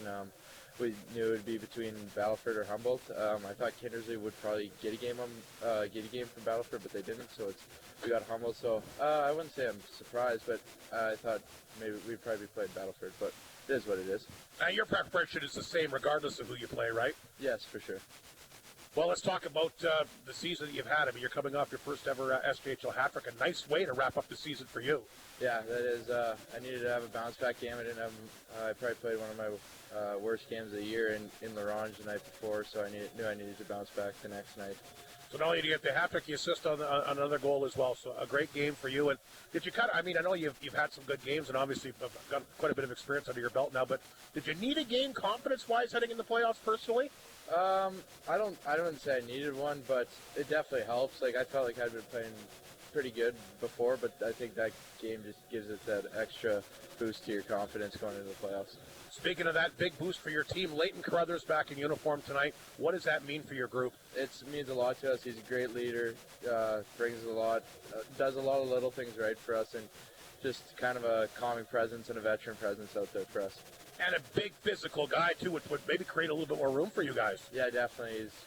He's huge. I guess you guys, like, you've seen him on the ice, and he's really big, and, yeah, he creates a lot of space out there, too.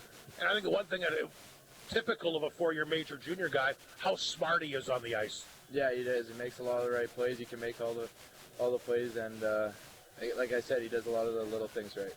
You've been through this before. Last year's playoff run was fun. I know you came up a little bit short to the ultimate goal, but do you remember what it was like for you on opening night of the playoffs last year? Because it would have been your first kick at the can.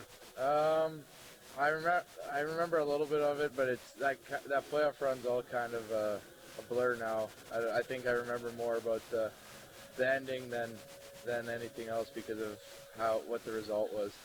The nice thing is you get a chance to rectify it. Brand new year. For the most part, well, I mean, you got some good guys from last year's club, but you brought in some new players as well. Talk about the team this year, Cohen. I know it was obviously a slow start, but really since over the first. I mean, heck, 26 games unbeaten in regulation. I mean, there aren't a lot of players that can say they've ever accomplished that in any league they've played. Yeah, I think we've got like a really good team this year. It's not just one guy or 2-3 guys that are gonna do it all for us. I think it's everybody right from the first forward down to the 12th and the first team man down to the 6th. So I think it's everybody that has to come through for us every night, and we're just going to play together, and if we play together, the results will come. You know, I've asked some other guys this. Maybe I've asked you this some point throughout the year, but I'm going to ask it again.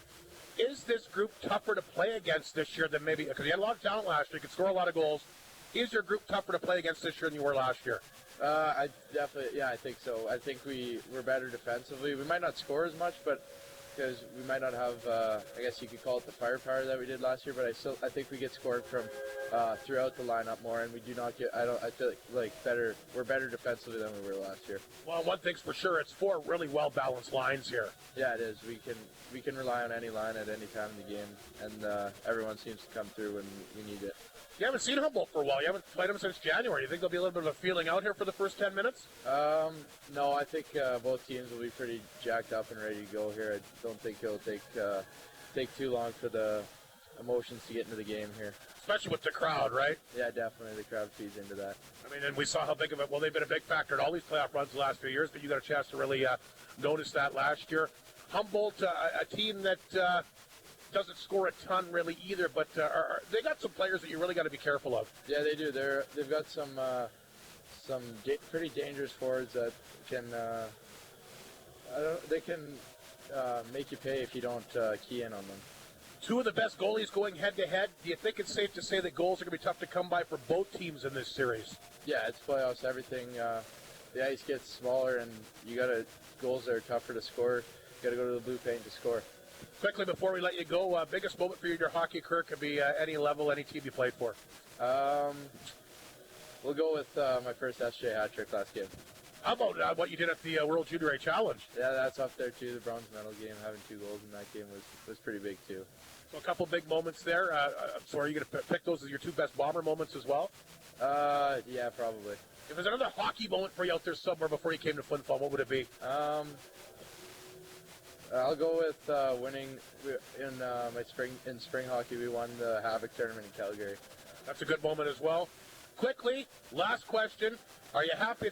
How tough was it to finish out the regular season? I know you're going to finish second, kind of going through the motions, so to speak. Are you happy that the playoffs are finally here? Yeah, I think everyone's super excited to get going now. It's kind of, since the end of last year, we're now, we were building towards this time the whole year, and now that it's here, we're pretty excited. Well, it's kind of what it's all about, right? Yeah, definitely. Listen, Cohen, thanks for this. Congratulations on your first career SJHL hat trick. Good luck against the Broncos. Good luck in round 1. It should be a fun series to watch. Thank you. Cohen Semp. He has our Creighton Pizza player profile here on 102.9 CFAR and FlinFlonOnline.com. Time out. All right, guys, look at the whiteboard. We're going to do this, and then we're going to do that. Jones, what are you doing? There's 5 seconds left in the game. 5 seconds left. All tied up here, folks. Both teams getting ready for the face-off, and Jones has a piece of Jack Links in his mouth. Yep, I saw it. What is he doing? The puck drops. Jones grabs it. He has some room. He shoots. He scores! The Bombers win. And now fans are throwing Jack Links onto the ice. This is madness. Arctic Beverages and Jack Links Beef Jerky. Feed your wild side. Northland Ford proudly supports the Flin Flon Bombers in the SJHL playoffs, and we know they'll play tough like the Ford F-150, the toughest truck on the market for over 45 years and counting. Northland Ford is helping the community cheer on the Bombers as they fight to bring a championship back home where it belongs, and will provide you with the best selection to choose from in the North for the North. Northland Ford, the dealership you tell your friends about. There's always delicious food items to try out at your local McDonald's at the Flin Flon Walmart location. Brand new to the menu include the cheesy jalapeno bacon quarter pounder, the smoky maple bacon breakfast sandwiches. How about something just in time with summer on the horizon? Tropical and watermelon lime fruit splashers and the peach passion smoothie. And how about another brand new menu item, the cinnamon swirl. Try one today, a buttery brioche roll swirled with cinnamon filling and topped with delicious cream cheese. Brand new with the classic cinnamon taste. Your McDonald's location at Walmart, once again offering curbside pickups. 10 seconds. Download the app, collect McDonald's rewards for free food, sit and relax in the comfort of your own vehicle, and await your order. McDonald's, wishing the Flin Flon Bombers all the best through this year's playoff run. Alrighty, about 4 minutes away from the start of the second period. Once again, a 2-0 Flin Flon lead after 1. On goals here from Rhett Ewan and Ryder Ringer, obviously their first of the playoffs. Let's see what's happening with our McDonald's out-of-town scoreboard. Battleford Weyburn, no score midway through the opening period. Yorkton already a 1-0 lead on Melville midway through the first, and Tennessee Melford has not started. Manitoba Junior Hockey League playoffs here tonight. The Deepwater Titans a nice start. They got the Blizzard down 3-1. That's in the second period. Niverville Winkler scoreless in the second. Portage a 1-0 lead on Steinbach in the second, and Wayway and Dauphin scoreless after 1. Just a 1 game in the NHL tonight. Pittsburgh a 5-3 lead on Columbus in the third period. 2-part question, Mike Slip. Are you paying attention? I am. Calgary Flames, they make the playoffs? Oh, man, I don't think so, no. Montreal Canadiens, do they make the playoffs? The way they're playing, I think they might. I just can't see the Rangers missing. No, but you never know. I just don't think Montreal's ready to be a playoff team yet. Probably not. The Flames certainly aren't, but they're playing so well right now. I'll tell you right now, Mike, I think the Flames got a better chance of making the playoffs than Montreal does. I mean, Vancouver, yeah. I think they can. They're not going to set the world on fire either. Flames got to be a lot better than they have been, though.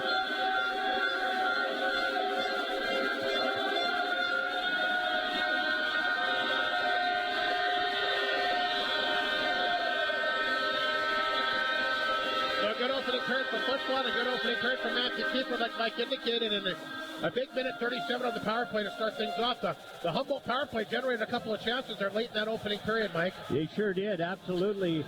Rob, have you noticed if Landon Strom has come back? No, I don't think he has. I think he might have been. I should have asked Roar if he had an update, and maybe I will after a second. Maybe. Very awkward hit if you're just joining us.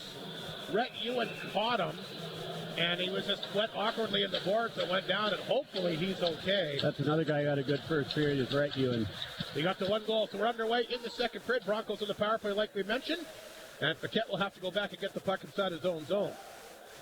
And Paquette will start to make his way up the ice. No, he won't. He'll drop that one back to Miller instead. Miller hammers that one in, comes right back in front of the Bomber net. Miller perfectly takes out his guy. And the Bombers will send it down the ice. Paquette has to hurry. Gruner, 6 shorthanded goals in the regular season. You don't want to lose the puck to him, but Gruner with the steal. He got in there, but the Broncos get it back, and here comes McElwain quickly outside the zone. Or sorry, that's Mamich to center. Mamich got that back over to Miller. He got a stick on it. Mamich in the corner. Lost the handle here. The puck is deep inside the Flin Flon zone. Piccinino, a nice job to pick it up.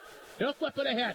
2-on-1 short-handed. Ringer and Piccinino. Ringer heads on. Shoots over top with a net. It hit the crossbar and bounced behind. I think he got a penalty. No, he hit it with a high stick. Yeah. Great chance there for the Bombers, who, of course, had 13 shorthanded goals the regular season, and Ryder Ringer, who had 5 on his own, almost gets one there. What a nice move by Ringer. Toe drag to the center of the ice and took a shot and went high in the air, nearly dropped down behind Daza Mitchell. Mitchell, I think, got a piece of that puck I think initially. so. 42 seconds remaining in the Humboldt power play, just underway in the second period. I really like how Anthony Piccinino has played the first period, and he started this second period off with some good hustle. He certainly has. Big face-off inside the Broncos zone as Kennedy will take the draw here against Ringer. Off the face-off, McElwain up the boards. That puck is picked up here. And the Broncos will get it back to Kennedy. Like you said, Kennedy lost of SJHL experience, both York and Estevan. And he makes a good move. Gets in, gets a shot away. That got blocked. Rebound shoveled to the blue line, but held in by McElwain. This is Kennedy. In the corner for McElwain. Back out front to Kennedy. Kennedy looking to get a lane to shoot it. Knocked away from him, but keeps it in. Now it comes out.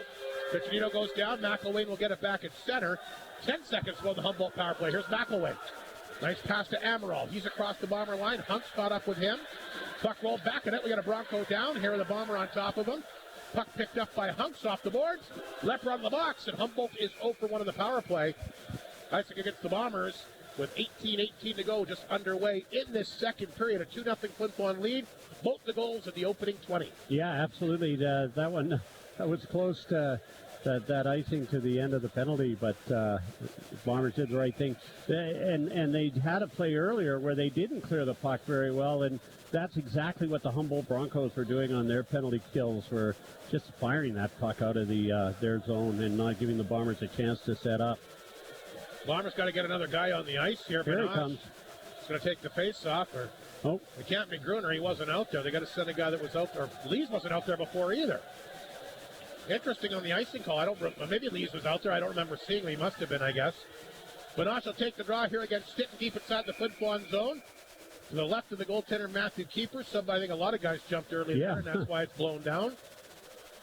I don't think Lees was out there. I think Brendan Klamosko knows that. He was kind of saying something to the referee. They stuck another guy out there. I don't think it was out there before that icing call. Anyway, play continues off the faceoff. The Broncos win the draw. There's a chance right off the faceoff. 2 chances, 2 saves here by Keeper. Rebound picked up by Piccinino. And he'll flip the puck back in Humboldt territory. Stitton tried to get a hold of it. Throws it in deep. Big body check there as he's taken down back of the goal that time. Broncos have the puck here. They come up the ice. Across the Bomber line, it's Miller. Toe drag, gets it alone, a backhander. And Keeper got a piece of that one, but the Broncos getting some good chances here early in this second period. They've had 2 or 3 tremendous offensive opportunities. Some big saves by Matthew Keeper here early tonight. Luke Leper inside his own zone. He'll get a hold of it. Leper takes a look, hangs on. Benosh on top of him. Got a piece of it. And the Bombers turn it over. Benosh tripped up. Penalty coming up against the Bombers. And that's because they were sloppy inside their own zone. It led to the penalty. Look out if that goes in the net. If that hits the net, it could be a goal. Broncos played it back.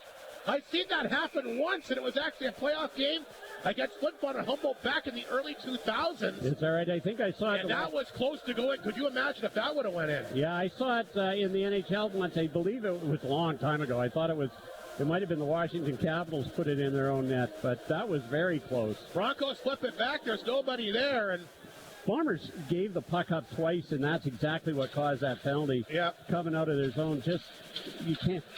You always say turnovers and penalties are a way to lose the game, and Kennedy against Gruner. Face off inside the Flin Flon zone. Broncos back on the power play. They'll throw the puck back to the Bomber net. And they'll flip that over to Amaral in the corner. Away from him. It comes back to Kennedy. He ripped it just wide. Right point for Knutson. He'll hold it in. Back to the goal. Amaral couldn't get to it. Picked up here by Yakupchuk. Gets it ahead to Semp, and he'll slap it down the ice. McElwain got a piece of it. Couldn't knock it down cleanly. He'll pick it up back to the Bronco net. A minute and a half to go in the power play. Here comes McElwain, one of the top offensive D-men in the league. Back to Kennedy. Almost overskated it. Kennedy will throw it in. Another big pickup for the Broncos. January the 10th. There's a giveaway. Pass out front. Off a leg. Will come back to blue line. The Broncos hold it in. Kennedy. Blue line for McElwain. Good shot. Didn't miss by much. Amaral a chance. That's off block. Rebound back out front. Just goes wide. Knutson will pinch in.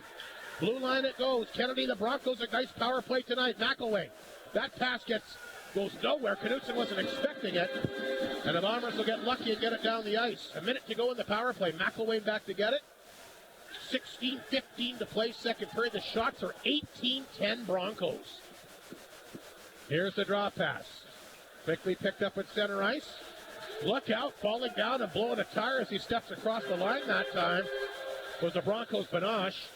Well, that'll allow Flin Flon to get it down the ice. Paquette will go back to pick it up back in his own net. 36 seconds to go in the power play.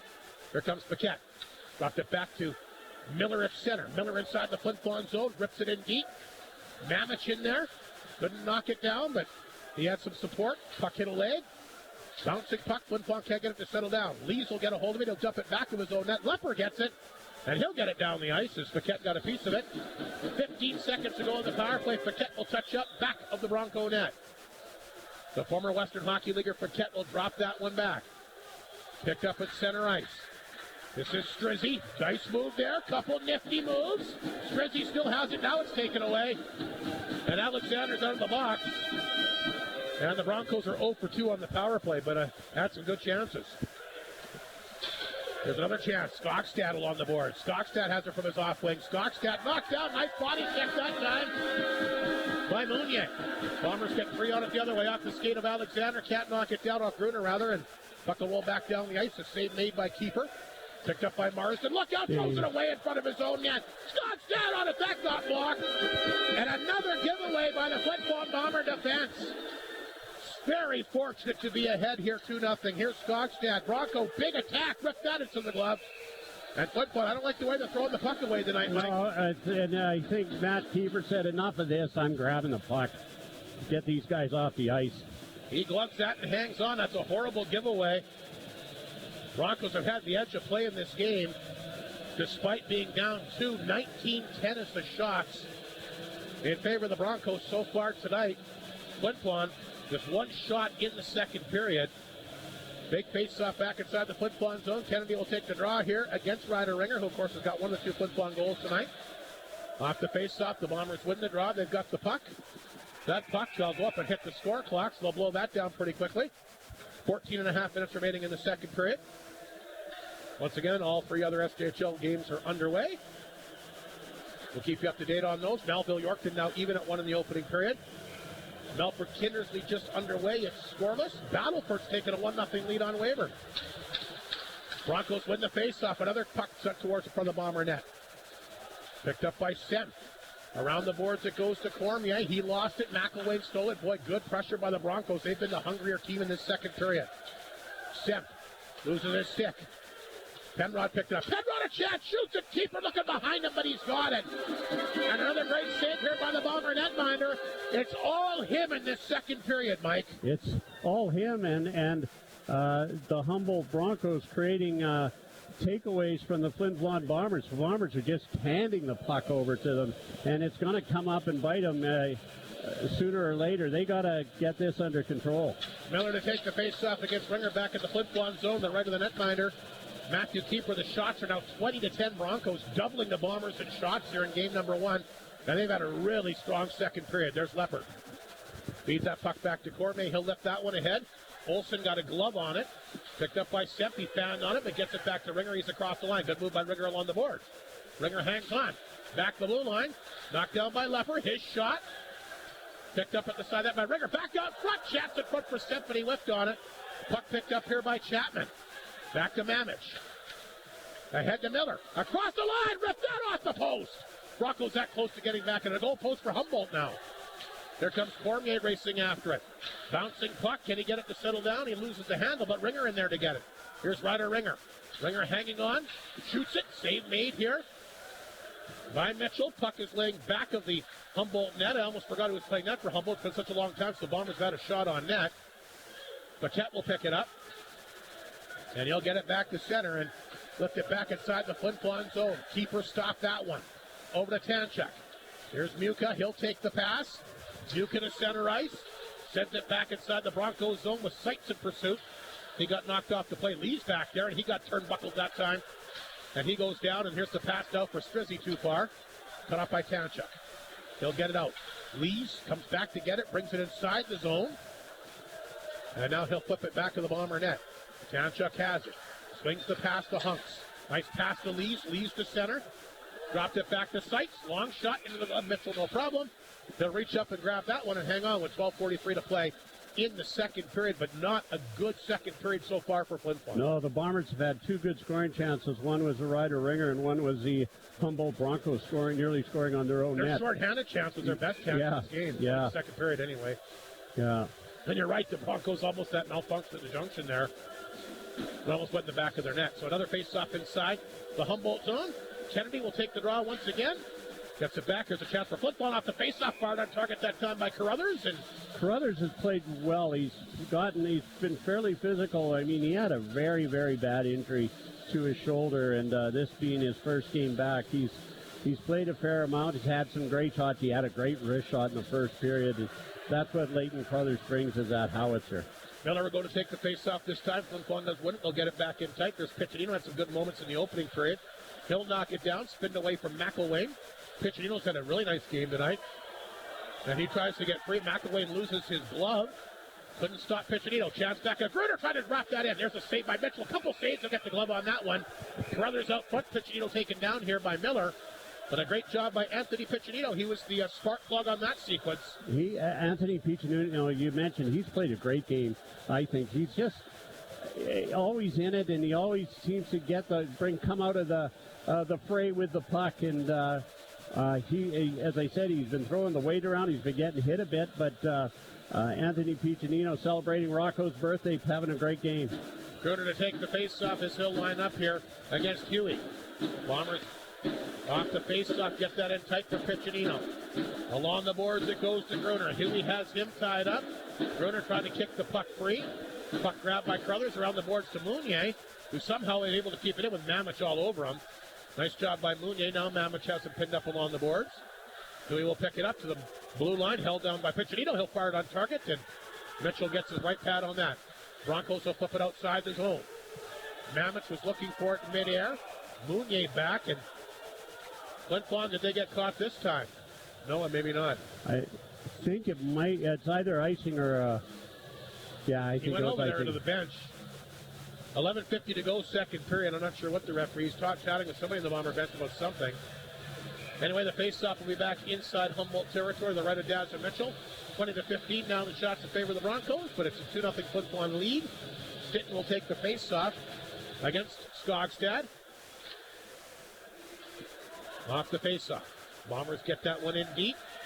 Got a Bronco down there looking for a penalty there. Lepper will set it in deep for you, and he got the first goal tonight. Can't knock it down. Broncos clear it out. Picked up by Alexander. He'll send it back in. Mitchell's going to wander out of the net. Look out. Penalty. A penalty coming up against the Broncos. Hunk's taken down in front of the Bomber bench. You going to call interference, Rob? I didn't see it. It's a roughing call. Penalty going to be called here. Yeah, it was in behind the play, which made it even Huey's worse. going to go for the rough. I didn't see it. That'll be the third power play of the night for Flin Flon. Their first two power plays. Well, the first one wasn't bad. The second one had a hard time getting going. Don Peak will be our Pepsi power play contestant this time. Gets his products at Walmart, so good luck to Don. Longtime Bomber supporter. If the Bombers score the power play, he'll win a 12-pack of Pepsi courtesy of Arctic Beverages, your local dealer of Pepsi Cola in northern Manitoba and Saskatchewan. Here's Hunks off the draw. Stiggs fires. That one, I think, hit Carruthers out front. Paquette gets it along the boards. Lepper got a piece of it. Lepper will knock it down to the blue line. It goes. This is Ringer. Blue line for Hunks. Left side. That's Lepper. Back to Hunks. The Broncos seem to have things covered pretty well again. Ringer. They're going to make something happen. He has a goal in the game. There's a drop pass to Lepper. Lepper will swing that pass back to Hunks. Lots of traffic in front. Stintz fires, and Mitchell there all the way. Saw it perfectly. He'll make the save, no rebound, and he'll hang on. Leighton Crothers just standing in the spot. He's saying he's got to try to direct him where to shoot the puck, but I mean, he's got to remember there's guys on. When he got the puck, Humboldt's just not letting you set up exactly how you want. But I could see him go over there with Hunks telling him where to shoot the puck. I'm there. I'm standing here, boys. 10:59 to go, second period. Another big face-off at the Broncos zone, and Flin Flon wins the draw. This is Liam Hunks. Takes a look. He'll swing the pass to Ringer. A lot of traffic in front. Hangs on. Rips that one wide. Puck picked up and fired back down the ice by Miller, but grabbed quickly here by Hunks before it goes to the Flommer zone. He'll take off. Liam Hunks across the Humboldt line. Will carry it in deep. Took a bit of a high stick there. Hunks will hang on to it. Pass out front, a good one. Oh, Lepper overskates it. Throws it back in deep for Carruthers. Carruthers poked it back with the net to Gruner. Gruner has a guy on him. Try to work it free. Ringer will get to the blue line to Hunks. Hunks back out front. Lepper a chance. Back door. Picked up Ringer. Rebound off front. They score! Late Carruthers. There it is.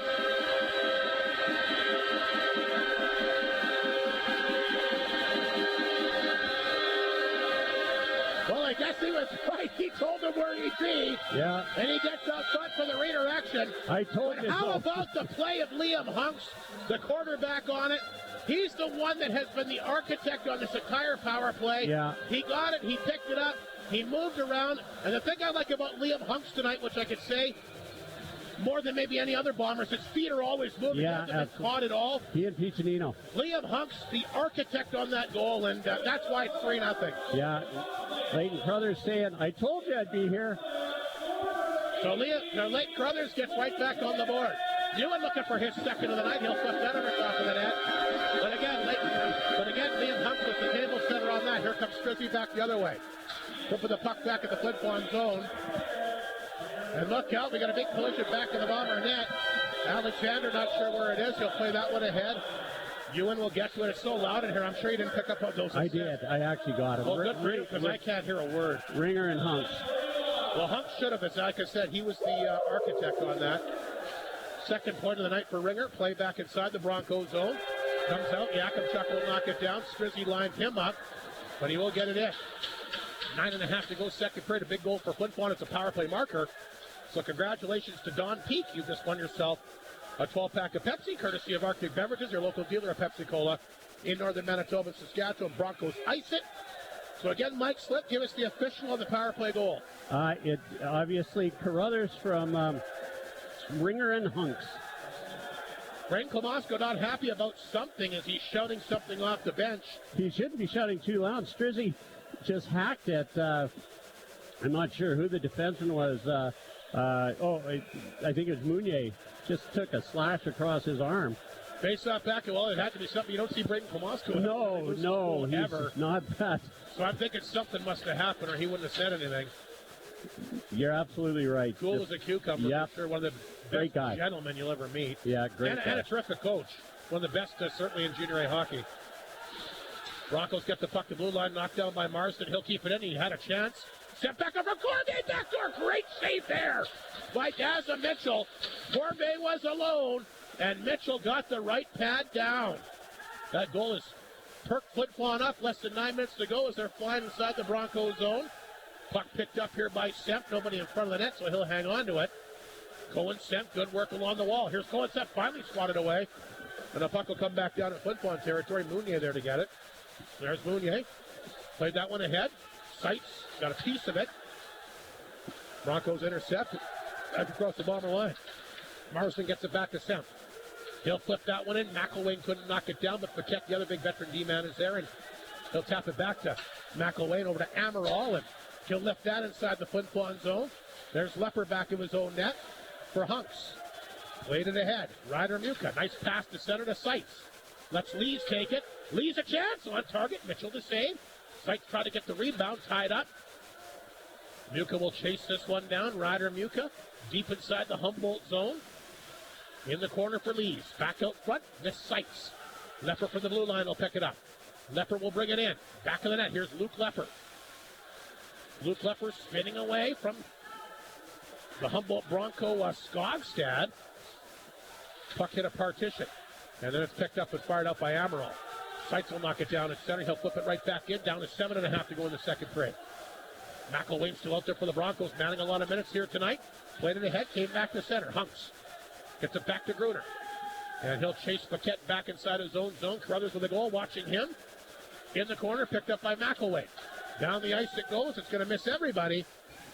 And icing against the Broncos, 7:16 to go, second period. Bombers have come back and shot dropped to tie it up at 20 apiece. I see that. Yeah, they were down quite a bit. They played it was 20-10 at one time. Yeah, they played a better middle of this second period. Obviously, they scoring that beautiful goal. But media timeout. We'll take a break. The Bombers got another goal, a big one from Carruthers on the power play. Flin Flon in front 3-0 on 102.9 CFER and FlinFlonOnline.com. Bailey Homes provides ready-to-move homes as unique as your family. They'll be at the 102.9 CFAR Trade and Leisure Show April 24th to the 26th to answer any questions you may have. From the quality of the build to the care of the move, let Bailey Homes make your dream home a reality. They have the experience bringing custom homes to the north. Find out more by visiting bailey-homes.ca, and they'll see you at the trade show at the Sportex April 24th to the 26th. Chicken Chef wants you to get a jump start on celebration season. That means weddings, grad parties, family functions, wind-ups, and more. Chicken Chef knows that nothing says celebration like eating well. Have them cater your event that you'll be too busy doing everything else for, and you know it will be handled professionally and deliciously. Call 687-3779 or pop by the restaurant to put together something special suited to your needs and taste. Chicken Chef, where memories are made. 7:16 to go, second period. Shots all even at 20 apiece. It's a 3-0 Flin Flon lead. A big power play goal by Leighton Carruthers here in the second period. And the face-off inside the Humboldt zone to the right of the goaltender, Gazza Mitchell. And Skogstad will line up for the face-off here against Keith Gruner. Gruner wins the draw. Back to Carruthers. He rifles it on target. Save made by Mitchell. Rebound comes right back up front, and Amaral will skate away. Amaral to center across the Bomber line. Amaral hangs on, shoots it off the glove. And keeper will quickly grab that with Skogstad making his way to the front of the net. McDonald's out of town scoreboard tonight. It's a 1-0 Battleford lead in the second period against Weyburn.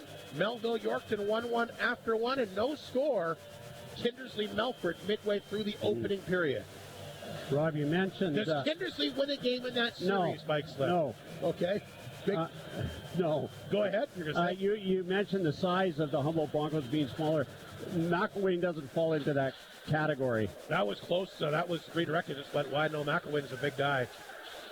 And he's logged a lot of minutes here tonight. He has. One of the top D-men in the league, like we mentioned. There's a big hit by Miller, stepping into Carruthers.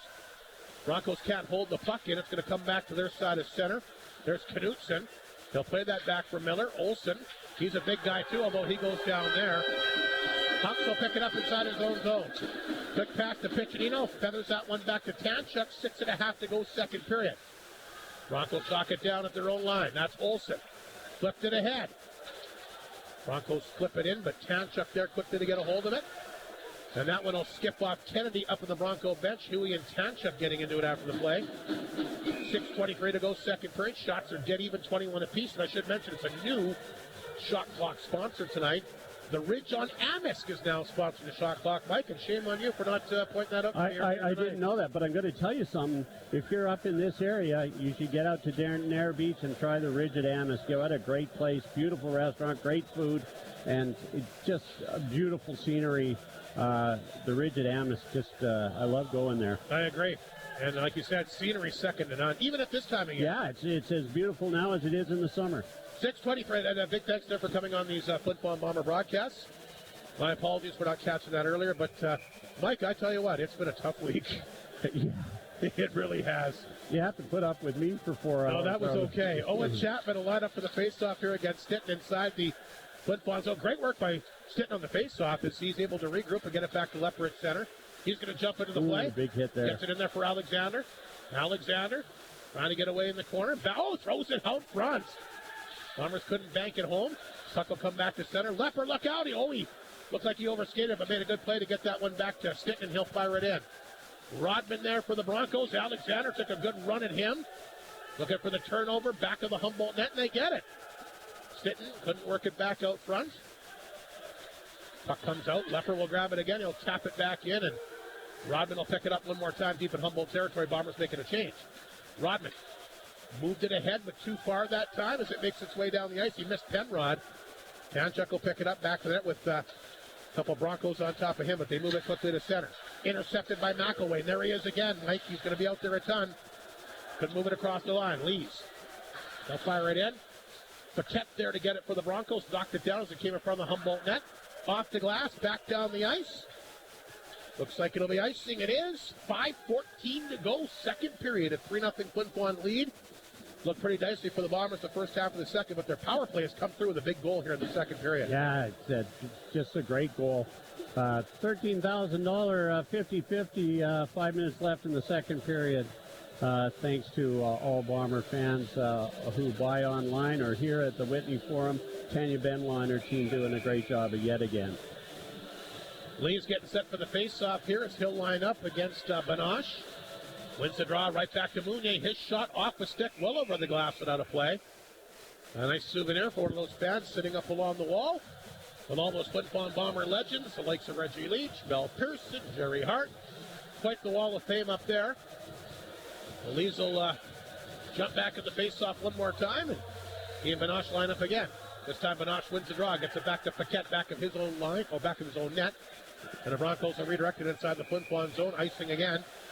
Broncos don't like the call. I tell you, might have a point on this one. Who was it? Skogstad just grabbed Stemp by the cage and yanking on it. Obviously behind the play, I never saw it. Yeah, I watched behind and kind of surprised it wasn't called. Face-off once again back in Humboldt territory. 5:02 to go. Second period. Lees will line up for the face-off again against Banoche. Again, Banoche wins it. Broncos throw it around the boards. Picked up by Vilka. Chance. Save made by Mitchell. Seitz was out front, but he ain't going to get any room. Paquette all over him. Ryder he read that play so well. He was off to that side of the boards long before the Humboldt Bronco rimmed it around. He knew exactly where it was going. He was there to get it and had a good scoring opportunity out of it. So just under 5 to go in the second period. It's 22-21, the shots in favor of Flin Flon. This is the first time in the entire game, other than early, when they had the first shot, that they've led in the shot clock. Yeah, that's right. They've had a good second half of this period. Well, they're out shooting the Broncos 13-7 in the second period, once again on our Ridge on Amisk shot clock. Right now, puck inside the Broncos zone as it's pinned up there. Olsen, the Humboldt D-man, will get it. He'll rip that around the board. Tanchuk had a chance, but it skips over top of his stick. And back in the Flin Flon zone, there's Hunks, who quickly had to get rid of it. Back to Tanchuk. To Sepp, he'll poke it ahead. Ringer going to race after it. He'll pick it up inside Humboldt territory. Trying to throw that out front, but that was intercepted here. Hunks got in there. Somebody lost a stick. Puck lifted out. Broncos go to the attack. Nice job here by Mamich. Ahead to Miller. To Mamich, a chance! Oh, he just ripped it wide. What a chance that was. Kennedy at center will slap her back in Flin Flon territory. Semp will get it here for the Bombers. Tried to play that one ahead. He does. Crothers got a piece of it. Gonna roll inside Humboldt territory. Puck knocked down the blue line here by Piccinino. But he lost the handle, but now the puck stays in, rolls in front of the Humboldt net. Penalty coming up. And we're going to get a boarding call. Might be going against Carruthers this time. No, it's going to go against the Broncos.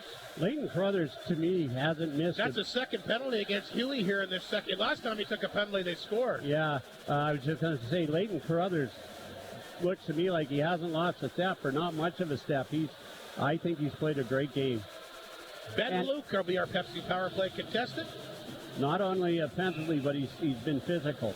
He gets his products at the Creighton Petrol can, so good luck to Ben Luke. If the Bombers score another power play goal, he'll be a big Pepsi Power Play winner. Liam Hunks tries to hold it in. It comes to the blue line, lifted in deep that time for Gruner. Gruner had 8 power play goals in the regular season. Gets it back to Hunks, the blue line, sends the pass to Lepper. Back to Hunks, the key on the last power play. Hunks through traffic, goal deflected over top. Winger got a stick on it, but over top of the net it goes. Flip on a chance to really put Humboldt in a hole if they could score here. Ringer at the line, just keeps it in. Blue line, Lepper, puck is bouncing, far to a target. Mitchell there, got the blocker down, a good save. Lepper will hold it in. Luke Lepper along the left wall, back to Ringer, thought about shooting it, top of the right circle for Hunks.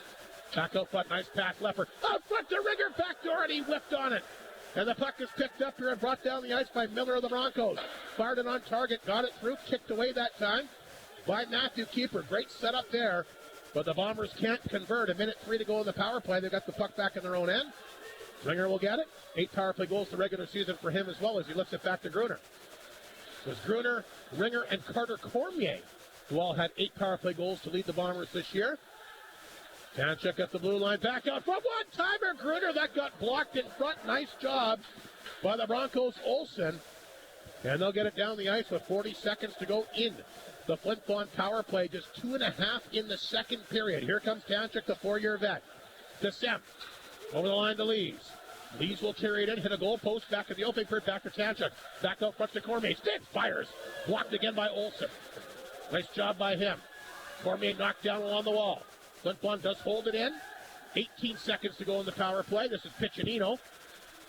Thought about shooting it. He'll hang on to it. Right point for Semp. Back of the goal to Cormier. Back out front to Semp. Piccinino can't hold it in. Amaral will get it down the ice. That'll do it for the Flin Flon power play. Good work here by Amaral. Just swatted away at the last second. Here's Cormier. Ahead to Lee's too far. Huey's out of the box. We're back to 5 aside. And Flin Flon's 1 for 4 in the power play in this game. Puck off the skate, rolled in. Look out, gatekeeper, some trouble. He stopped it, but it kind of fooled him. It was bouncing. Alexander will get it out. Paquette knocked it down. Fired it in. That one just missed. Keeper had no idea they were firing it back in that quickly. Reacted very lately. Puck comes back to center. Rodman sends it in. Picked up here by the Bomber D-man Yakubchuk deep in his own end. As to fight out the Broncos. You know they'd love to get a goal here late to get some momentum coming up for the third tonight. Rodman.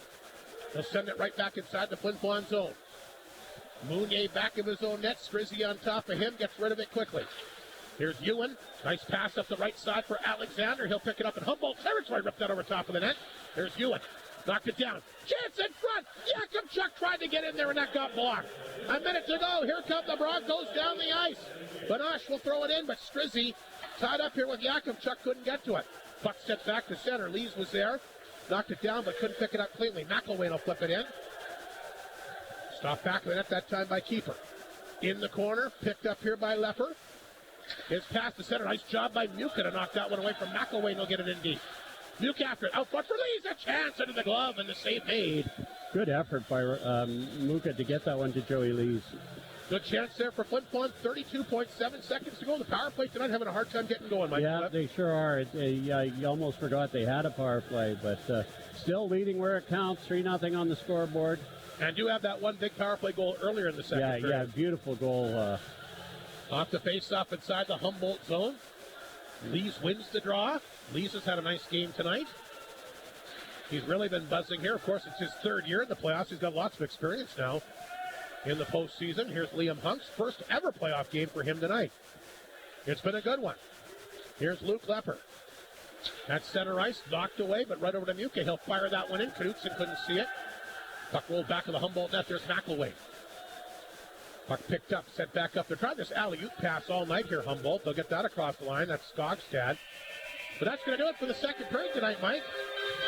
And Flin Flon got to be a lot happier with how the period ended as to how it began. Absolutely. They were stuck in their own zone, giving the puck away left, right, and center. And finally, they came to play, getting some chances, a great power play goal, and then it was all Bombers really in the second half of that period, I thought, Rob. We'll take a quick break, come back to the second intermission show. Of course, we've got our big SJHL playoff preview show. I'll be joined by the Big M, Austin Mattis, of course, the new voice for the Battleford Stars, former CFER employee. We break down all 4 series. We'll chat about that. We'll come back with the second period scoring summary momentarily before we get to that big interview tonight. A big power play goal from Leighton Carruthers. Flin Flon in front, 3-0 after 2. This is Creighton Furniture, Flin Flon Bomber playoff hockey on 102.9 CFER and FlinFlonOnline.com. There are many reasons to get new furniture, but if you need some help convincing yourself, Creighton Furniture is there to show you some new and interesting items that may just scream you. Furniture is the backdrop to our lives, for sitting and sleeping, but also to express our sense of style. And as our needs change, so should our furniture. You can stop teasing yourself with pictures of someone else's stuff. Drop into Creighton Furniture today and get some drool-worthy pieces of your own. They're here, they're local, and they have it all. Creighton Furniture, make it your first stop. You want a home where you feel happy, comfortable, and at ease. You don't want to deal with cabin fever in your downtime, and Samsung knows you deserve better. So combat midwinter cabin fever with Samsung at Shane's. Shop for anyone from 3 to 93. You'll find everything you need and everything you want for everyone in your family. From TVs, tablets, and smartphones to home appliances, Samsung helps create a lifestyle that fits you and kicks cabin fever to the curb. Samsung and Shane's at the Utinequim Mall in the Paw. Help make your smile be the best it can be with Spring Hill Dental, offering a wide variety of treatments and services, and now they bring the denture expertise of Manuke and Coster Denturists from Winnipeg. They do dentures, repairs, relines, and new complete and partial dentures. Maintain your smile by scheduling an appointment in person at their location at Utinequim Mall or by calling 204-623-1999. Spring Hill Dental, open Monday through Thursday from 8 a.m. to 6 p.m. and open until 4 p.m. on Fridays. Spring Hill Dental in the Paw. All right, welcome back to Whitney Forum. A 3-0 Flin Flon lead after 2, just a 1 goal, a big one. Late Crothers back in uniform. It was interesting. It was the power play. He was kind of shouting out instructions on the sequence just before that. And sure enough, Liam Hunks is the guy he's shouting him out to. Liam made a couple of nifty moves. He found him out front for the nice redirection and a big goal for the Bombers.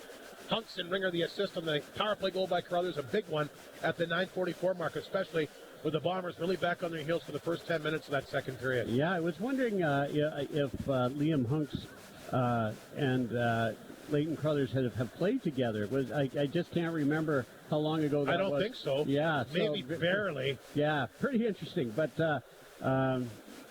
really, 3-0. It's not over by any means. But the Bombers, if you said it would be 3-0 going in the third period, they'd say, we'll take that. So. Absolutely. So that's the story. Shots in the second. 15-9 Flin Flon. Both teams, Flin Flon now at 24-23. Shot count lead on the Broncos after 2. Bombers 1 for 4 on the power play. Humboldt 0 for 2 so far tonight when the Flin Flon Bombers lead after 40 minutes of play this year. They have been indestructible. 31-0 when Humboldt has trailed after 2 this year. 5-5, 2-2. We'll see what happens. Playoffs, obviously a different season. One more quick break. Back with the Big M. The SJHL Playoff Preview Show is next here on 102.9 CFAR and FlinFlonOnline.com. Northland Ford proudly supports the Flin Flon Bombers in the SJHL playoffs, and we know they'll play tough like the Ford F-150, the toughest truck on the market for over 45 years and counting. Northland Ford is helping the community cheer on the Bombers as they fight to bring a championship back home where it belongs, and will provide you with the best selection to choose from in the North for the North. Northland Ford, the dealership you tell your friends about. Welcome to our second edition. As promised, the Big M, Austin Mattis, joining us from the Battleford as we get set for the SJHL playoff weekend. No doubt about it, the best time of the year to be playing hockey. Of course, we chatted with Austin just a few weeks back when Battleford was in Flin Flon. Looked like they might meet in the opening round. That, of course, is not going to happen, but we still have some very good matchups nonetheless that we'll kind of break down here for the opening round. Austin, good to hear from you, and I'm sure that Battleford must be pretty happy with the way that they ended the season. Played some pretty good hockey there. Well, as always, Rob, good to hear from you, too. And, yeah, absolutely. I think, those last 2 games against the Clippers, I don't think you could ask for more, especially in that last one. North Stars get their very first shutout of the season in that 6-0 win.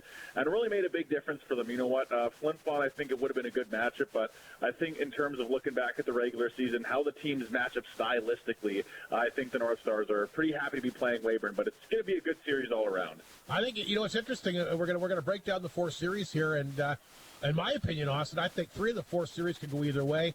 We'll start things off with Melfort seeded number 1, Kindersley number 8. There'll be no upset here. I will be surprised if Kindersley wins a hockey game. They didn't look very good down the stretch. I hear that there's dissension in their locker room, and there couldn't be a worse time of the year to be playing bad hockey like they are. They're really up against it against the defending league champs. Yeah, I don't think there will be an upset there either. And just kind of looking at those last two games, the biggest thing that I kind of saw from them was they seem to be in a bit of a goalie bind right now. They really don't know who's their one and who's their two. I think throughout the season, O'Halloran played really, really well. But in that first game, he had to take in the spot of Cody Jamin. And then in the second game, he started and then Jamin came in. And just right now, it seems like both goalies don't have that confidence. If there is one thing the Clippers will do good against Melford, I don't think they'll get a game either. But I think they'll do a good job of at least putting on some physicality, wearing down the Mustangs for whoever Melford's going to play in the next round. But I think that should be a 4-0 series. Kindersley, they'll get a couple goals, and, maybe they'll make a tough contest in one or two of them, but I couldn't see them getting a game. But the one thing they will do is that they will wear down the Melford Mustangs a little bit for the next round, I think. That's really the only thing that'll come out of that. Well, that seems to be the word around the league that people think Kindersley's going to be physical, but my thinking is, well, fine. But I know that they tried that against the Bombers, and they take a lot of penalties. That would be my thinking. I mean, obviously, Kindersley's going to have to try and slow down Melford. They don't have near the skill that they have. But to wear them down and play physical, will they be able to stay out of the penalty box, Austin? And I think that could be a tough chore for them. Yeah, and I don't think they will be able to. In just the games that we've played against them, we've played them 8 times this season. Every single time, there's probably been about 4 or 5 penalties aside. Maybe that's just with the North Stars, but they're one of those teams that really like to try and get under your skin. The Perlinger twins, great players, but, they're kind of in that as well. Great guys off the ice, but when they're on the ice, they really try to get under guys' skin, be physical, but sometimes that results in penalties, and you know what? Sometimes it works out, sometimes it doesn't. But, Melford got the best power play in the league. I think Kindersley right now is about from that 7 to 10 mark in the penalty kills. So, yeah, if they're planning on getting physical, you got to be dealing with the repercussions of being in the box. So it's going to be interesting to see how that plays out. But, yeah, I think penalties may be a big problem as well for the Clippers. Speaking of interesting, 2 versus 7, Flin Flon did finish second. The Humboldt Broncos did finish 7th. And this might be one of the most misleading series that I can remember for a 2 versus 7 seed. Everybody I've talked to, Austin, you included, of course, we'll get your comments here momentarily, but I think Humboldt's going to be a very scary first-round opponent. I don't think that they're a 7th seed. I think they've underachieved all year. They got as good a group of forwards as anybody. They've got McElwain, and the one big thing, Dazza Mitchell. Not only has Dazza Mitchell been a proven quality netminder, he always antes up his game in the playoffs. I think Flin Flon's going to have to pull out all the stops to win this series. Yeah, I couldn't agree more on that, Rob. Like you said, you know what, I think there was maybe a little bit of a transition when Tomasco first got there, trying to figure out how to work this team, because I've said it time and time again, you know what, all the players on that team, they're great players, but they're not necessarily handpicked by Tomasco, maybe a few here and there, so it took some time for that team to get going, and now looking at this second half of the season, especially in that last 2-3 week stretch, the Humboldt Broncos put up some great games. Dazza Mitchell's playing great. Jacob Streetsy, one of the top scorers in the league. They have such depth. Oakley McElwain on the back end. So I think, that series against Flin Flon, it may say 7 versus 2, but in reality, I think it's about one of the closest series we're going to see. I think, without a doubt, that game can go to Game 6 or Game 7. I think, really, the Humboldt Broncos got a really strong, fast transition game, and I think that's what the Bombers got to be careful of. They got a great back end this year compared to last year for Flin Flon, but I think sometimes the back end can get a little caught on their heels in the games that the North Stars play them. That's really the only time the North Stars kind of got them on the goals, was when they kind of got them on their heels on the back end. The back end of the Bombers is great, but maybe a little slower than that transition game of the Humboldt Broncos. So that's going to be the big thing. A huge goalie battle there with Matthew Keeper and Dawes Amid. That's going to be a super exciting thing to see. But, yeah, I think it's going to be a real good battle there. And you know what? On the surface level, don't let the records fool you. Both teams are very good, and Humboldt definitely doesn't get enough credit for how strong they are. And that's obviously a feather in their cap going in, maybe a little bit out through the back door. But I'll tell you what, a lot of people realize how good they are. I'll take the Bombers in 6, Austin. But I wouldn't be at all surprised to see it go to 7. And I'll tell you what, if Humboldt gets confidence early in the series, look out. Yeah, I think confidence is the biggest thing, especially Dazza Mitchell. You know what, going from Weyburn to Humboldt, I think maybe that gave him a big confidence boost. And you can even see his play in those last couple weeks there when he was in Weyburn. Not the greatest production, but since he's been in Humboldt, he's been absolutely on fire. So that confidence is going to be a huge thing. And I think those first 2 games in Flin Flon, I've seen how crazy those games get in the Whitney Forum. I'm sure lots of guys on the Humboldt Broncos know, Braden Tomasco knows. If they can walk away with one game out of those two at the Whitney Forum, bring it back to the EPA, well, that's going to put trouble for the Flin Flon Bombers. So I'm still thinking Bombers in 6, Bombers maybe in 7, but you know what? Depending on how those first two games go, if the Humboldt Broncos can take one of them, well, that can totally flip the series around. I totally agree. Let's move on to 3 versus 6, of course, the series that you'll be covering directly. We're talking, of course, the Weyburn Red Wings and the Battleford Stars, and I know that in the head-to-head matchups this year, Battleford played Weyburn very well. I think this could be the most entertaining series, Austin. I think both these teams are, I'm not going to say they're going to totally abandon their back ends, but they're both built on offense, and I think they're just going to try and outscore each other. It should be a fun series to watch and cover. Oh, it's going to be an absolute showdown. I was watching the SJHL Insider, and I think Jamie Neugebauer said 35 goals in the 4 matchups that they've played, so averaging about 5-6 goals a side in each matchup. Just, yeah, very strong offensive teams. You know what? And you can say you can trust the back end all you want. You can try and hunker down on defense, but once both teams get going, start scoring goals, it's going to be an absolute showdown. So I think really it's going to come down to the back end in the very end of it. Both teams obviously great goaltending. Angelo Zoll, Justin Merrick. That's going to be another good goalie battle. But if the guys in front of you, obviously aren't doing as much as you'd want, well, you'll find yourselves in vulnerable positions. And both the teams, they got top scorers. Like, look at DK, you got Maharaj, even Max Chakrabarty on the back end. He can do some great scoring. Blake Betson as well there for the Weyburn Red Wings. They got lots of great talented forwards who can find the back of the net. And the same thing with the North Stars. You look at some of the top 10 scorers there, Anthony Campbell, Ivashenko, Colton Getzlaff, Rylan Williams. There's so many strong forwards with good shots who are fast on both sides. So I think it is going to be a super exciting series. I'm taking the North Stars in 6. Maybe that's a little biased, but looking at how they've played them throughout the regular season, they match up really, really well, and I think that's the biggest thing. The North Stars even got a little bit of size on them, which they've had a few size on a few teams, but really speed-wise, I think they go right head-to-head in terms of skilled players. They go right head-to-head. Goaling, they go head-to-head.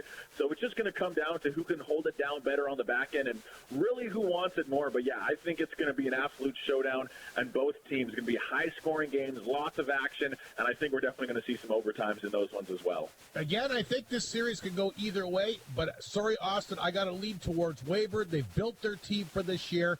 And I just think that with Battleford on their own end has really struggled this year. It's going to hurt not having the captain out there, Jackson Allen. I'm going to go the Wings in 6, but again, it could go either way. And I think it's going to come to, actually, we talk about the high-flying offense. Whoever makes, and I guess you could say this for any series, but I think it really plays into this one, whoever makes the least amount of mistakes.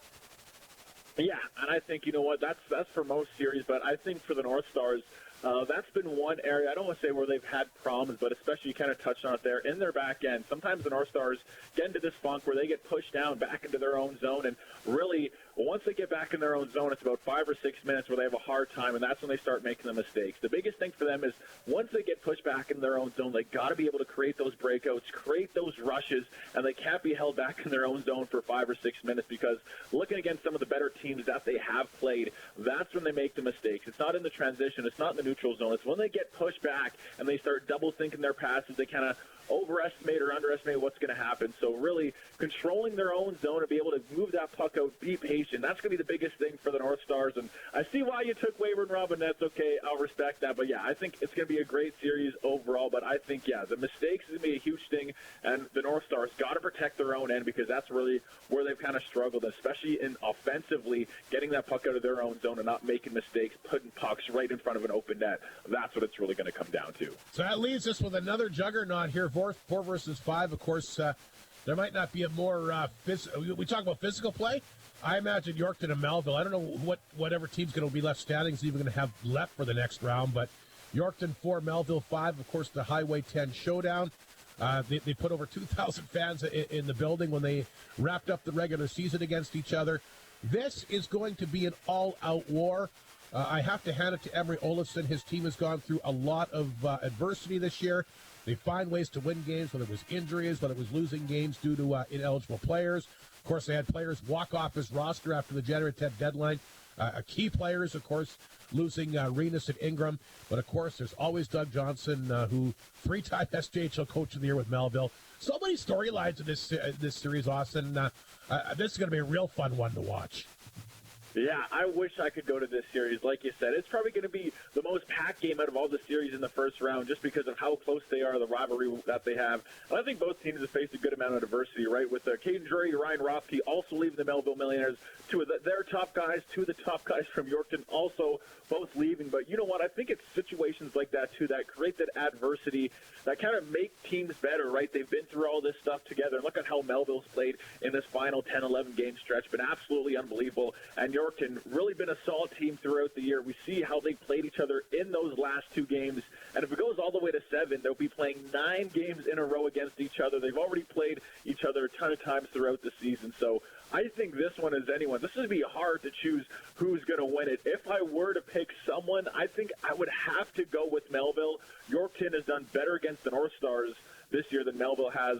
The North Stars are 2-2 against Melville, but I think just what they got behind them right now, the fire they're feeling, everything they've gone through with Melville. Obviously, Yorkton's gone through some stuff too, but really that final stretch of Melville really kind of surprised a lot of people. I thought they were going to start dropping down towards that 7th, 8th territory. Now they've bounced all the way back up to a few points over us and Humboldt. So it's a really tough one, but I think there's star players on both ends, but that's going to be a gritty, physical game. It's going to come down to the small details, and yeah, I wish I could be there for every single game because it is going to be a packed barn. Well, you know, the interesting thing is we talked about the Flin Flon Humboldt series to goaltending, obviously Weyburn Battleford. 2 minutes, 3 seconds. This might be the difference in this one for me is Melville's goaltending. I think Jeanette has played very good down the stretch. Yorkton's goaltending's been inconsistent. That's why I go Millionaires in 7, as I think that might be, you know, the other two series are so tight to call with the goaltending. I think this one, Melville's goaltending, has been clearly better the second half of the season. Yeah, and I think, you know, when I talked to Doug Johnson when we played them there a couple months ago, I know that was something he was a little worried about, but like you said, Jeanette's really stepped it up, taking that position as that number 1 goaltender, and even playing great through those past 10, 12 games. Yorkton, I think, maybe has a bit more offensive power, even with their 2 top guys leaving. They've had guys step up. They have still tons of great players who can find the back of the net, and they score a lot of goals. But I think, yeah, in between the pipes, maybe on the back end, they're not as solid as Melville.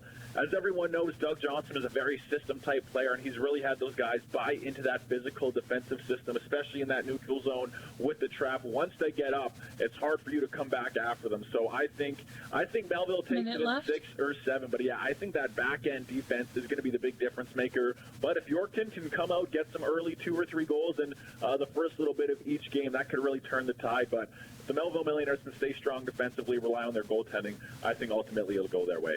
And I mean, not that anything can't happen, but I really think that Melville's going to hold Denwye and some of those Yorkton guys in check. So I'm going to take the Mills in 7. And like you said, you get ready for overtime. I think there'll be plenty of overtime games in that series as well. It'll be a lot of fun opening weekend, Austin. Certainly good luck to you and the Stars. And who knows, maybe somehow, some way they can beat the Bombers later in the postseason. Should be a lot of fun. Enjoy opening weekend. And, yeah, always great to talk to you. Yeah, Rob, well, I appreciate you having me on here and wishing you guys the best of luck, too. You know, I spent the past few years in Flin Flon, so you know what? I'm a Manitoba boy, so of course, but I'm not cheering for the North Stars. I'm cheering for the Bombers, so I do wish you guys the best as well. And it's going to be a great series. But, yeah, nice talking to you, Rob, and hopefully you have a great series as well. Great to catch up with the Big M. That's our SJHL playoff preview show. We're underway in the third period. Chance for Ringer walking out front. It looked like he had a lane there, Mike Slip, but just fired it wide. Ringer's had a nice game here tonight. Had some good chances. Gets in tight, and like I said, just admire the way that he wins so many puck battles. 3-0. We're just underway in the third period for Flin Flon. They had 2 in the first. They got a power play goal from Crothers in the second. Here's Lepper quickly across the Humboldt line. Walks in Lepper. A chance. Mitchell to save. Lepper gets his own rebound. Great burst of speed by him. Puck came back out front. Guess who? Ringer's got it again. Blue line for Hunks. Makes a shot. Shoots it. I don't think Mitchell shot. Rebound. They score. Ray Hewitt got his second of the night. And the Oilers will jump up 4-0.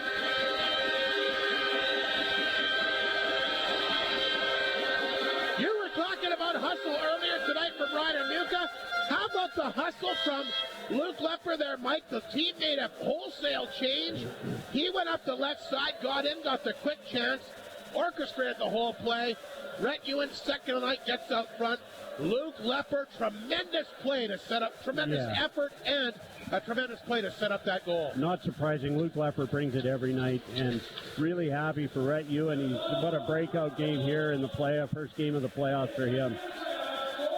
So Rhett Ewan will get his second of the night.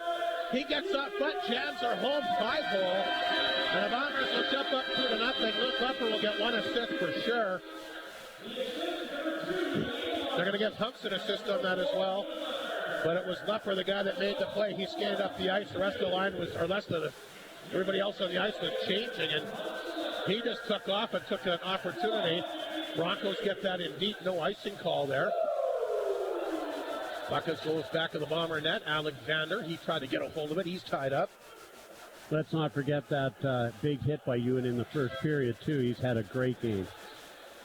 Broncos looking back to Paquette. There's a chance. Hunk's got a piece of that to knock it off target. Broncos come back strong after the goal. 4-0 Flin Flon just underway in the third period. There's Landon Alexander. He'll dig it free. He's at center. He'll shovel it in. Puck came out front, but Mitchell got a hold of that. I'm not sure if that's an icing call. I think it is. Let's take a look at the McDonald's out-of-town scoreboard. Weyburn has taken a 2-1 lead on Battle for tonight. That's midway through the second. Melville Yorkton 1-1 in the second period. And Melfort leads Kindersley 1-0 after 1. Our McDonald's out-of-town scoreboard. MJHL playoff scores tonight. Neepawa continues to lead the Blizzard 3-1 in the third. Winkler scored. They lead Niverville 1-0 in the third period. Wayway Dauphin 1-1 in the second, and Portage a 1-0 lead on Steinbach after 2. The only game in the NHL is a final. Pittsburgh doubling up on Columbus 6-3. And they're trying to decide who's supposed to be on the ice and who's not. That was an icing call against Flin Flon, so the guys that were, Mike tried to make the old switcheroo there and got caught and had to put everybody back on the ice. Mike Reagan certainly didn't think it was an icing. I thought it was, but... Off the face-off, Flin Flon will get it out.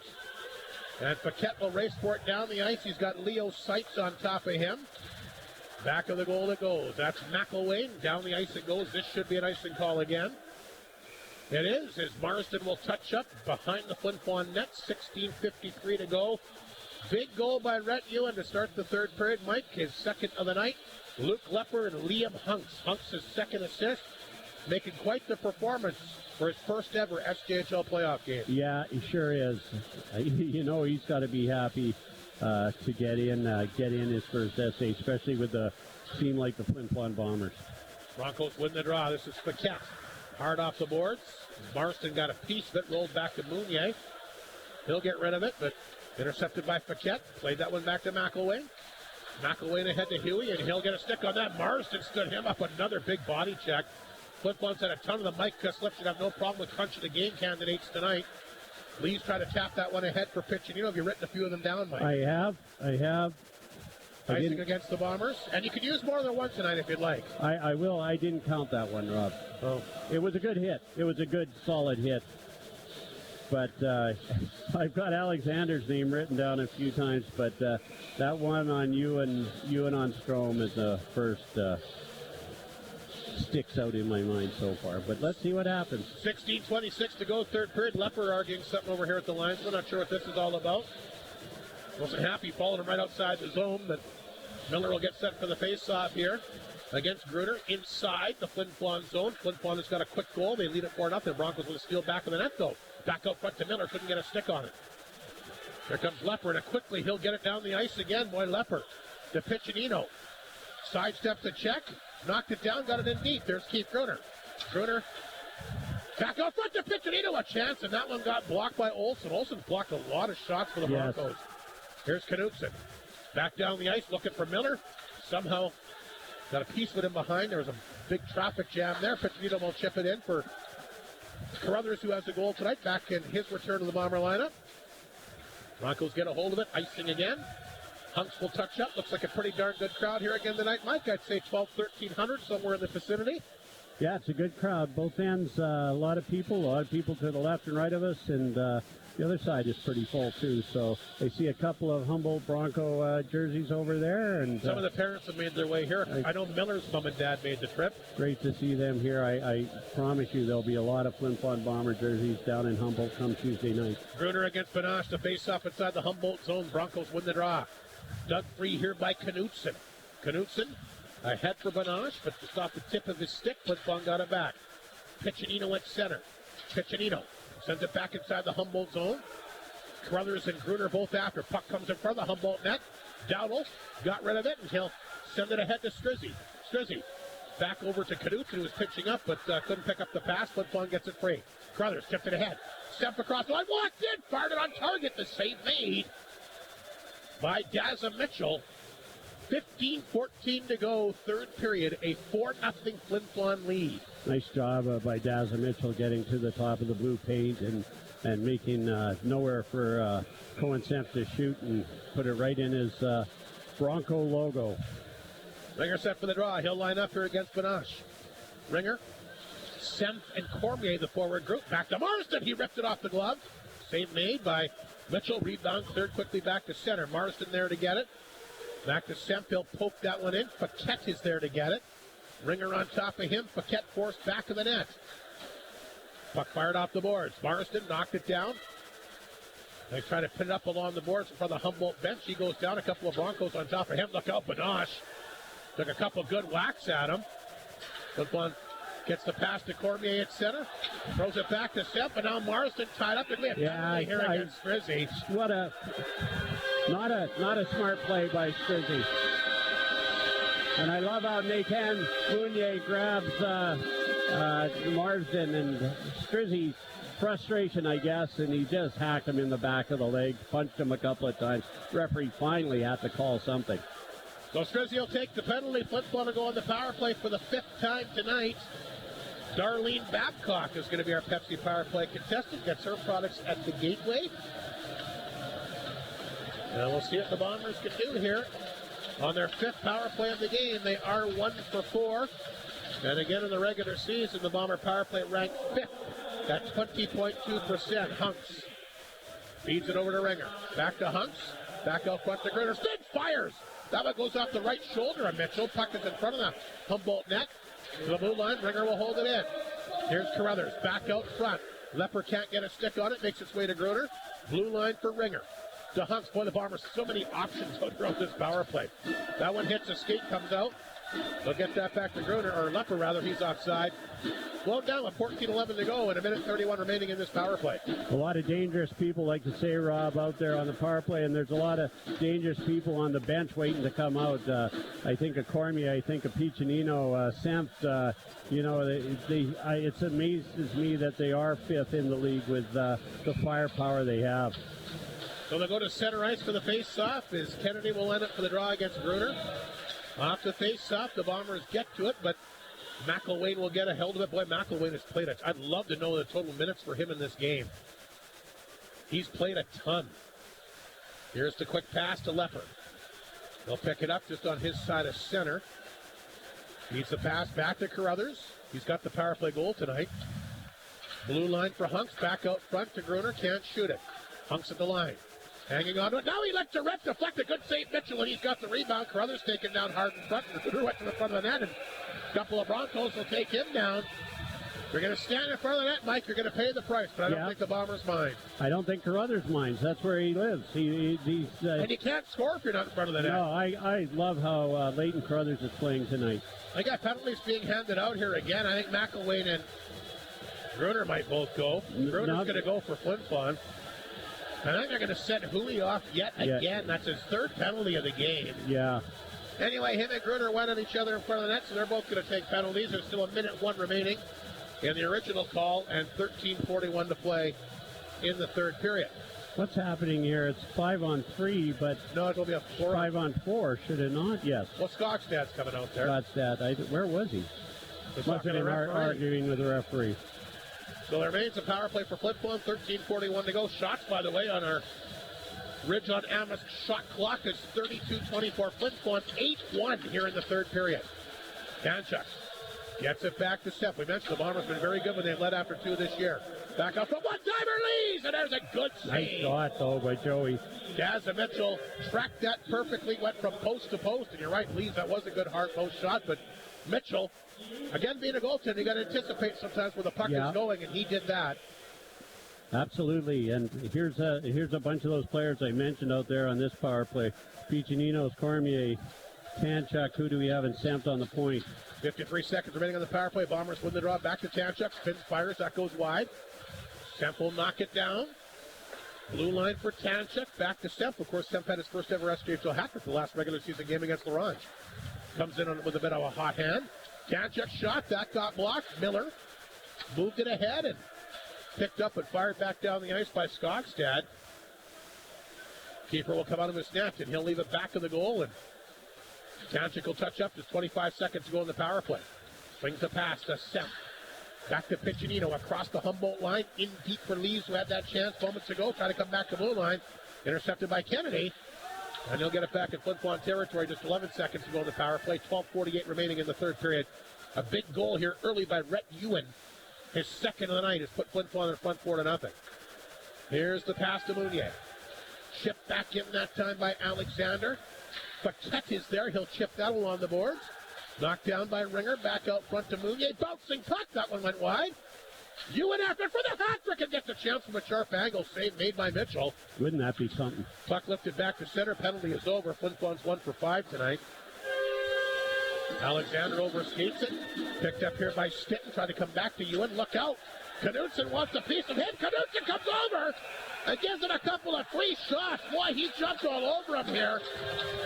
And he's been getting a penalty for that. Knudsen tried to fire up his bench. He basically... I don't know how Rhett Ewan gets a penalty here, although his one glove came off. He had to defend himself at one point, Mike, but I'm telling you, Knudsen should at least get the instigator or aggressor, whatever the heck you call it. He just jumped him. He did. And you saw him look over at the bench right away, trying to fire up his team. 12-12 to go in the third period. And again, 33-24 is the shots in favor of Flin Flon for the Ridge on. No, Rhett Ewan not getting a penalty. Knudsen might get a 5-minute penalty for that. Well, he got kicked out of the game. That could be a 5-minute major penalty. Mind you, at this point, maybe it won't matter with Flin Flon up by 4, but... Maybe a little payback for that... that hit earlier that opening hit. You're right, I never really thought about that. Weyburn has now taken a 3-1 lead on Battleford in the second period, and Yorkton is up on Melville 2-1 in the second as well. So let's get your take. How do you see the Yorkton-Melville series going? I see Melville winning it. Really? Yep. I took Yorkton in 7, but you can really flip a coin. Yeah, it's too close to call. And how about Weyburn-Battleford? Weyburn-Battleford, I'm giving it to Weyburn. Well, you changed. You said Battleford before the game tonight. Changed my mind. Well, they're leading tonight, so why not? But anyway. I didn't. 3-1 Weyburn late. I thought you might stick to your gun on that one. No. 5-minute major. I listened to the Big M, and he didn't convince me. No, he didn't convince me either. 5-minute major penalty for Knudsen. And the Bombers will get a chance to maybe put this one out of reach. They can get a power play goal tonight. Pepsi power play contested. Here we go. Bob Wood going to get an opportunity here. Gets his products at Super K. Good luck to Bob Wood in attendance at this game tonight. There's Luke Lepper along the boards. Back out front to Ringer. He'll hang on to it. Top of the left circle. This is Lepper. No trouble handling the puck now. Get it to settle down. Back to Ringer again. Fires it in for Crothers over top of his stick. Picked up by McElway. Can't get it out. Held in by Lepper along the left wall. Good fire save made here by Mitchell. Puck back of the Humboldt. That chance up front for Cormier, and he found on that. Puck is bouncing quite a bit. It seems to be. Here's Carruthers. Lepper too far. Cut off by Paquette. And he'll fire that off the glass back down the ice. Matthew Keeper will make the save, and Hunks will pick it up back to that. 4:05 remaining in the major penalty. And 11:15 to go in the third period. Here's Piccinino. Nice pass to Lees. Lees back to Piccinino at the blue line. Feeds it over one-timer. Tanchuk drilled it over top of the net. Good work by Lees to chip it back to Piccinino. Tanchuk holds it in. Swings the pass back to Semp. Tanchuk at the line. Back out front. Piccinino walked in. He ripped it. Good save, Mitchell. Boy, Lees was out front, and Mitchell still saw it and made a good save. Puck dug free back of the goal by Seitz. Left it there for Lees. Lees will try to work it back out front. Blue line for Piccinino. One-timer again. Tanchuk got target, and Mitchell there. He'll track it down and make the save. Couple of howitzers from Cole Tanchuk, and I've always said about Cole Tanchuk, not going to score much, but he's going to take some hard shots on the goalie from the point, and if you got somebody standing in front, they might catch a rebound or a deflection. 50-50 over $15,000. There's 3:24 remaining in the major penalty to Knudsen and 10:36 to go in the third period. Broncos win the face-off in their own zone. They'll flip it off the glass. Liam Hunks for the Bombers. 2 assists tonight, back to get it. He'll swing that past the ringer too far. Cut off that time and fed back down the ice by Simchishin. Here comes Hunks the other direction. He's across the Humboldt line, brings it in deep, drops it back to Lepper. Lepper's had a good game tonight. Yep. Looking for a lane to shoot it. He'll dump it back to Hunks. Nice pass out front, back door to Gruner. What a save by Mitchell. Robbed him. You can't set it up any better than that. What a save by Dazza Mitchell. Brother's taking a beating in front of the net right now. Hunks gets it back to Lepper, back out front again to Gruner, and that one will go through his legs and trying to set him up. And hard to believe, Gruner no points in this game. The Broncos done a good job containing him. Puck comes out front. That's picked up, fired down the ice by Chapman. And keeper will make the save. 2.5 to go in the major penalty.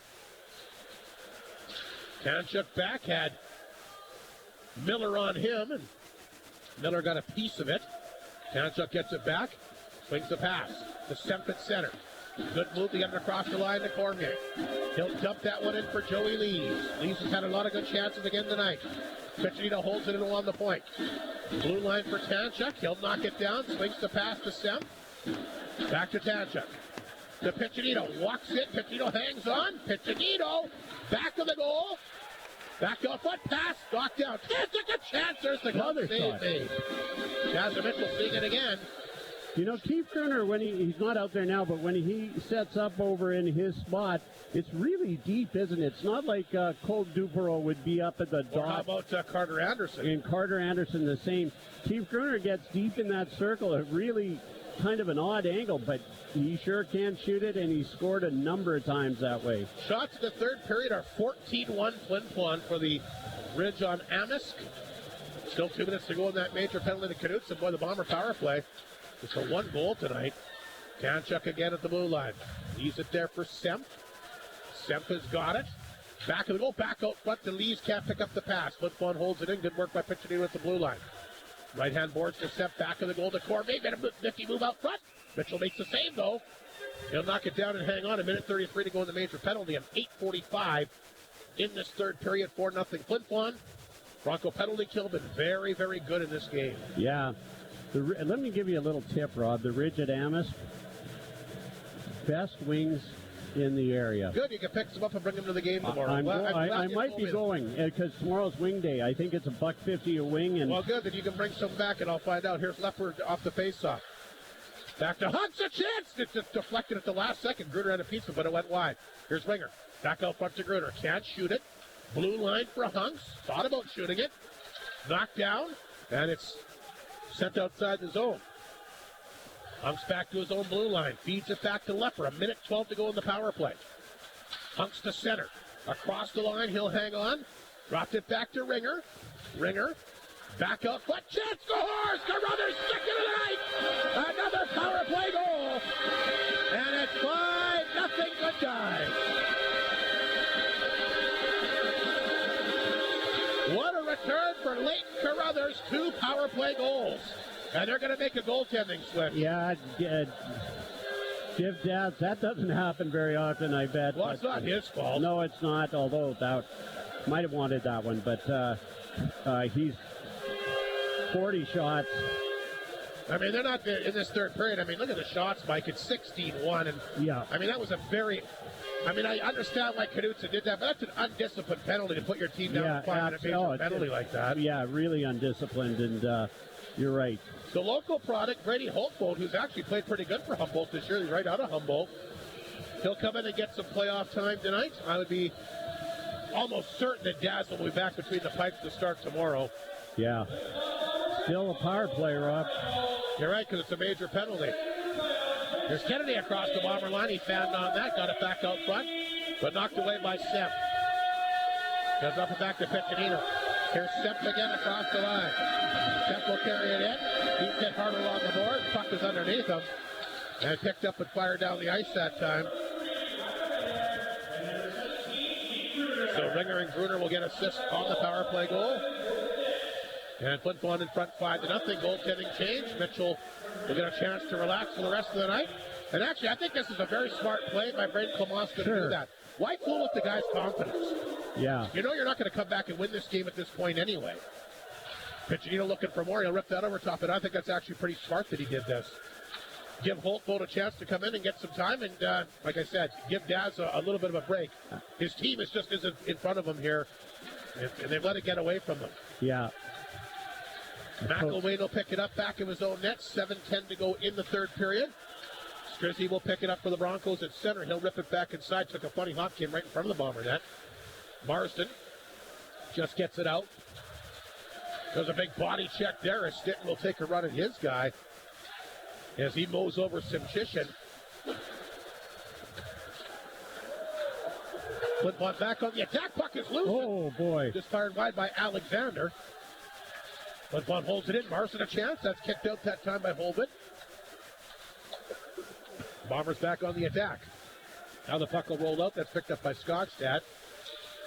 Trying to feed that ahead to Miller. He'll take the stick on the hand that time of Mounier. Runs him into the corner. Puck is loose. Marsden, look out. Miller and Mounier mixing it up here now. 6:21 to go. We haven't had our immediate timeout the third period, have we? No. We got a Bronco coming back out here. Look at that! Stromey's made his way back to the bench. That should give the Broncos a bit of a lift. Yeah, he's back. Nice to see. He was, I thought he was Absolutely. out, So that's a big lift to have him back. Got some penalties. Yeah, Miller going to go off here for Humboldt and Mounier. They were tied up deep in the zone. So that's obviously, if nothing else, a little bit of a positive thing for the Broncos to wind things down. We got immediate timeout. We'll take a break. 5-0 Flin Flon in front. Another power play goal by Leighton Carruthers.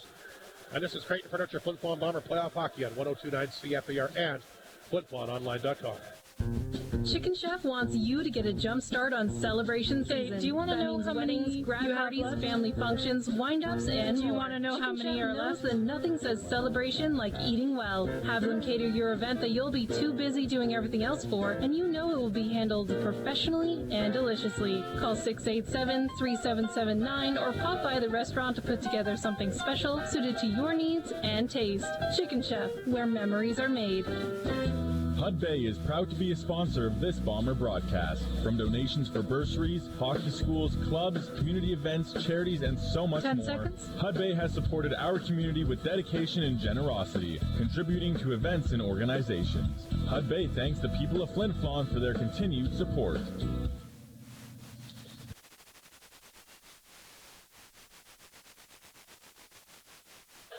All right, we're back here at the Whitney Forum. They got karaoke going on. I was kind of sidetracked there for a split second. Boy, Keith is a good singer. He's actually in a rock band. He is, yeah. And 6:21 to go in the third period. Face-off inside the Flin Flon zone. The Bombers in front 5-0. Quinton Miners being handed out to Miller and Mounier. I think it's the first time tonight we've got 4-on-4 hockey. Here's Lepper quickly across the Humboldt line. He'll bring it in. Lepper throws it in the corner, picked up by Carruthers. Big return for him tonight. Back to Lepper at the line. Carruthers for the hat trick. That one got blocked that time by Chapman. Buck back to that. They come back out front. Another penalty coming up. Carruthers takes a high stick here. I think Chapman's going to go as he hit Carruthers in the face with the high stick. you're going to get 2 or 4, Rob? 2. Just 2, and it's going to be a 4-on-3, so a lot of open ice here. 7th power play of the game for Flin Flon. They're 2 for 6. Congratulations to Bob Wood, who won a 12-pack of Pepsi as well tonight on that power play goal by Leighton Carruthers on that 5-minute major. Humboldt losing their cool a bit, Rob. Well, the game's out of reach. Yeah, a little undisciplined. You know that's going to happen. They're frustrated. So we'll see what Flin Flon can do in another power play here late in the game.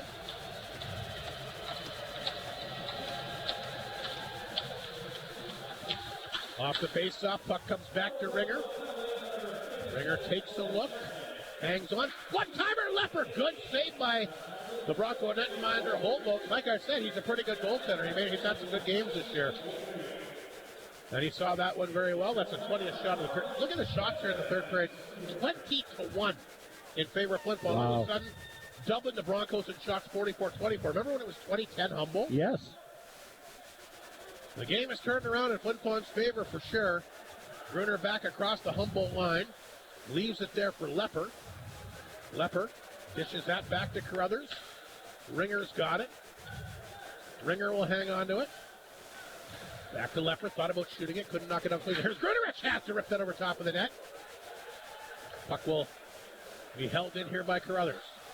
Feeds it back to Gruner. Gruner tries to get to the slot. Back out front for Ringer. Fanned on that one. He'll pick it up back of that. Back out front. Carruthers a quick release, and Humboldt is there, and he'll make the save. Humboldt is a local Humboldt boy, it That's looks what I like. said, yeah. No, did you? I'm sorry. Yeah.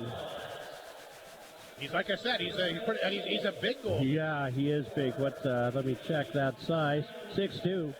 Dazza Mitchell, only 5'11", but sure can cover the net. Humboldt covers a lot of the net for sure. Big face-off to his right as Piccinino takes the face-off against Stockstad. Broncos win the draw. Around the boards it goes. 9:41, the announced attendance. That looks like a lot more than that here to me tonight. Liam Hunks across the line. He'll hang on to it. He'll bring it in. Semple on the boards. Piccinino got tied up. Couldn't get it back out front. Semple's got to hold it. Nice job to throw it out front to Cormier. Out of his reach. And puck will go back to Bomber blue line. Picked up by Hunks. He overskated it. Just under 5 minutes remaining in this third period. 43 seconds in the penalty. Bombers on the power play.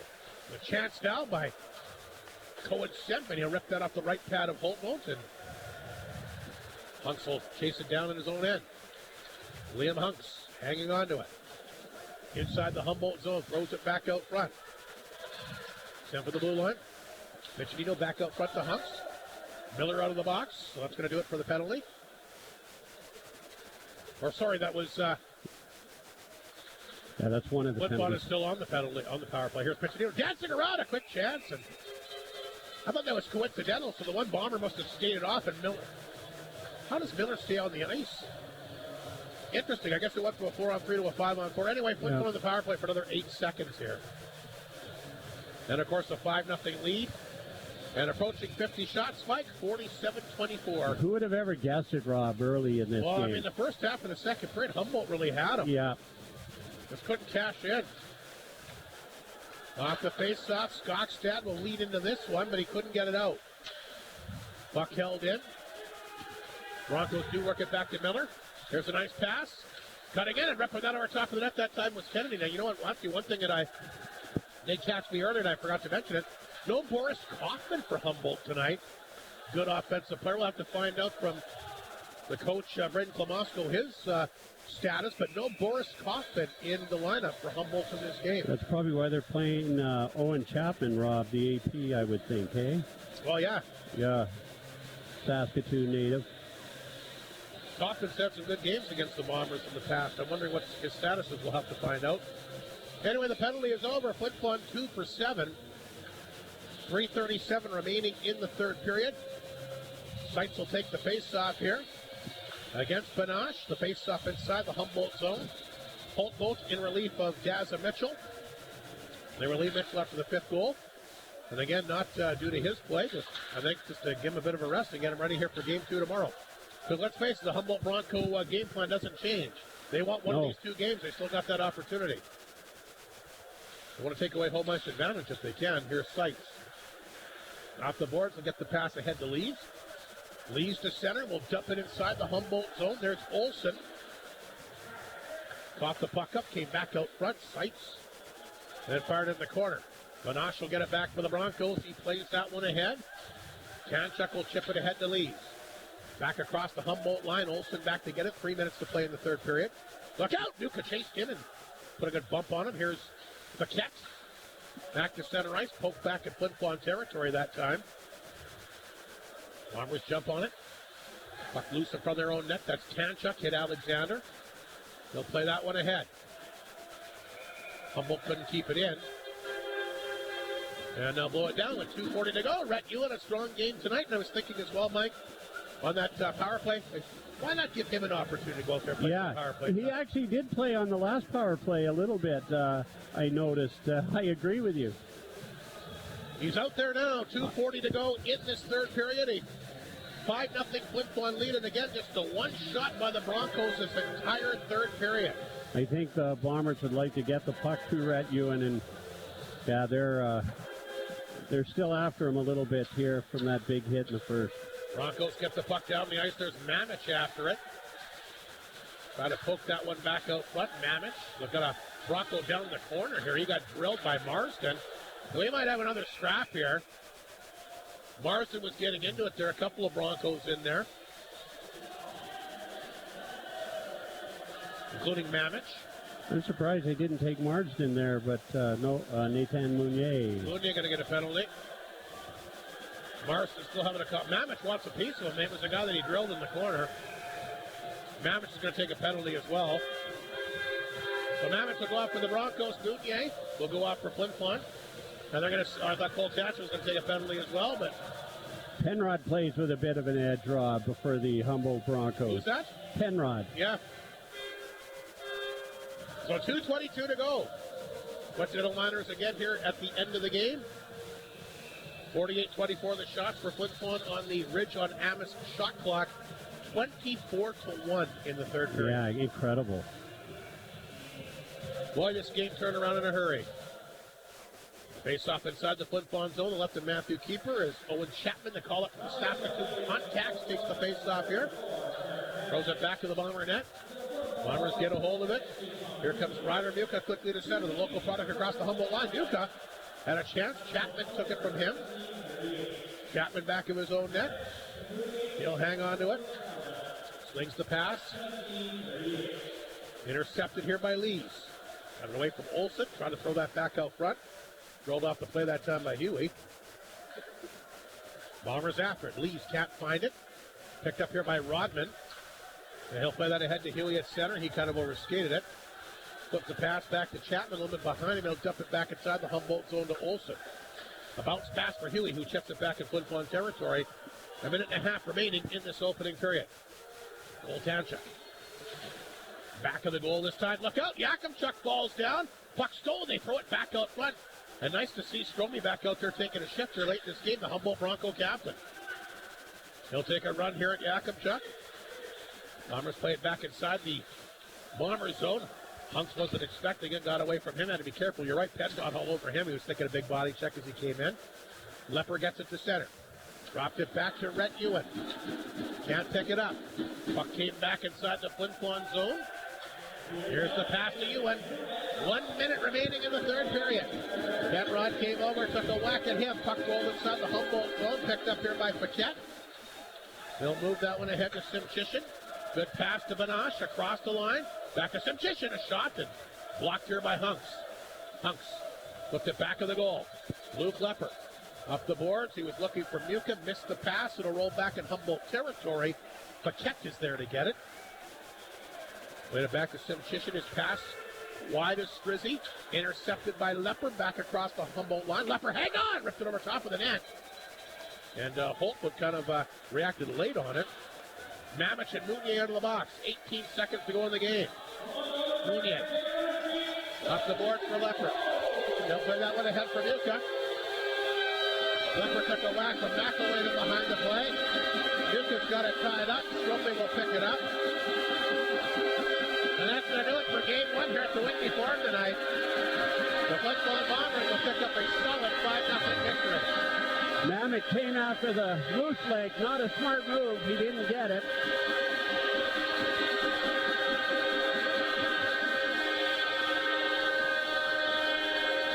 So the Bombers get 25 shots here in the third period. 49 in the game. And we'll take a 5-0 victory here in game one. They got the mascot, Knuckles the Moose, is happy. He's skating out. How did he get on the ice anyway? He was out there before the game, Rob. I know that, but he shouldn't be jumping on the ice now. Probably not. You're probably right. I agree with you. Anyway, Knuckles the mascot went out there in a real hurry. He's happy. And I'd have to think most people in attendance are happy in this game tonight as well. As the Bombers will pick up the 5-0 victory. I'm just kidding. Knuckles can do whatever he wants. I don't care. He's a moose. I'm just surprised how quickly he got out there. Anyway, the Bombers do what they need to do in game one. They'll pick up the victory. And there's the big celebration at center ice. And the Bomber fans are happy. As they draw first blood to set the seven-quarter final. Matthew Keeper, the SJHL MVP and the SJHL Goalie of the Year. Not bad, Mike Slip, for his first ever junior playoff game. Yeah, he just turned, let's face it, he turned this Bomber season around after October. And I always, it amazes me, he's the MVP of the league. He's the top goalie in the league. He nearly quit hockey before he came to Flin Flon. He thought his career was done. I think it's just starting. I think he's going to have a great college career wherever he ends up. He's had a great Flin Flon Bomber career, and it's short-lived, but he's played very, very well. So good on Mr. Keeper. We'll take a break. Lots to get to for the Whitney Forum tonight. The final scoring summary. All our post-game show awards. By the way, Warrior Game's got a sponsor, Mike. I'll fill you in on that during the break. Thank you. And, of course, our Great North post-game report. Bombers win 5-0. Matthew Keeper, the shutout tonight. First ever SJHL playoff game. First ever SJHL playoff victory. One of the big stories here tonight on 102.9 CFAR and FlinFlonOnline.com. Hot honey. Huh? Me? Wait. Who are you calling honey? The new hot honey chicken sandwich from KFC. That signature filet topped 18 with after this one. pure honey and chili peppers plus crispy jalapenos. Sweet with heat. So you see, when you were... And then I was... It was all a comedic misunderstanding. But there is no misunderstanding. The hot honey chicken sandwich from KFC is so good. The North of 53 Co-op is proudly Canadian, not only serving Canadian customers, but working with their Canadian suppliers. And it starts at the grassroots. The Co-op partners with farm families who manage the care of their operations so you can feel good with what you serve to yours. Meats, fruits, and vegetables, raised, grown, and produced by Canadians for Canadians, can be found at the North of 53 Co-op. You're at home there. Insurance matters, and so does where you get it. Flin Flon Insurance proudly serves Manitoba and Saskatchewan, helping you select the perfect policy, not only for your home and vehicle, but for your business, travel, and health needs. Family-owned, Flin Flon Insurance offers personalized service and solutions. Visit them at 100 Main Street or flinfloninsurance.ca. Insurance matters, and so do you. Flin Flon Insurance wishes the best to the Bombers on their playoff run. Find amazing deals on select Honda ATVs this month at RHE 1987. Get 500 bonus bucks when you purchase a 2024 Rubicon 700 or 250 bonus bucks on most 2025 ATV models, plus financing from 1.99% for 24 months on all 2024 ATV models and 2.99% for up to 60 months on select 2025 models. All of this and more at RHE, your exclusive dealer for certified Honda parts in the PAW. Chicken Chef wants you to get a jump start on celebration season. That means weddings, grad parties, family functions, wind-ups, and more. Chicken Chef knows that nothing says celebration like eating well. Have them cater your event that you'll be too busy doing everything else for, and you know it will be handled professionally and deliciously. Call 687-3779 or pop by the restaurant to put together something special suited to your needs and taste. Chicken Chef, where memories are made. Life is sweet with Maytag's Kitchen Suite savings at Creighton Furniture and Appliance Center. From now until April 2nd, you can save $150 when you purchase any 2 qualifying Maytag major kitchen appliances. But that's not all. You can save an additional $300 when you purchase 3 or more select Maytag kitchen appliances. From now until April 2nd, you can save big with Maytag's Kitchen Suite savings event at Creighton Furniture and Appliance Center. All right, welcome back to Whitney Forum. Great start for the Bombers tonight. Really interesting game here, Mike. The Bombers came out, couple good chances early, fired them off goalposts. Thought they might be a little bit snake bit tonight, but they got a couple of goals in the opening period, and start of the second looked very shaky. We're getting doubled in shots, 20-10, but boy, I think that power play goal, the first one from Leighton Carruthers tonight, was really a different team after that point, so you might want to call that the turning point of the game. I don't know how you saw it. Yeah, I agree. You can also say maybe even the goal by Ringer there late in the first as well. But anyway, let's run down the goals. All Flin Flon tonight. Rhett Ewan, what a game he had. A playoff game he'll never forget. You never forget your first game, and I guess never forget your first playoff game when you score 2 goals. Rhett Ewan on the board, unassisted. The big hit from Landon Alexander led to that goal. He scored at the 13:02 mark. Actually stands up as the game winner.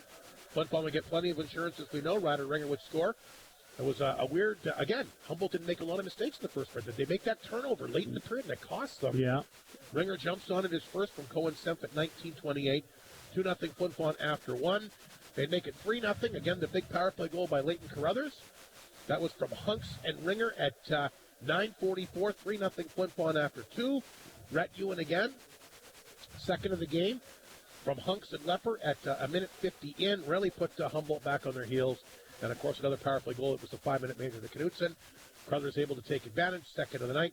Ringer and Gruner, the assist at 11:46, as the Bombers pick up the 5-0 victory. Shots in the third period, Mike, 25-1 in favor of Flin Flon. The Bombers wind up with 49 tonight. The Broncos with 24.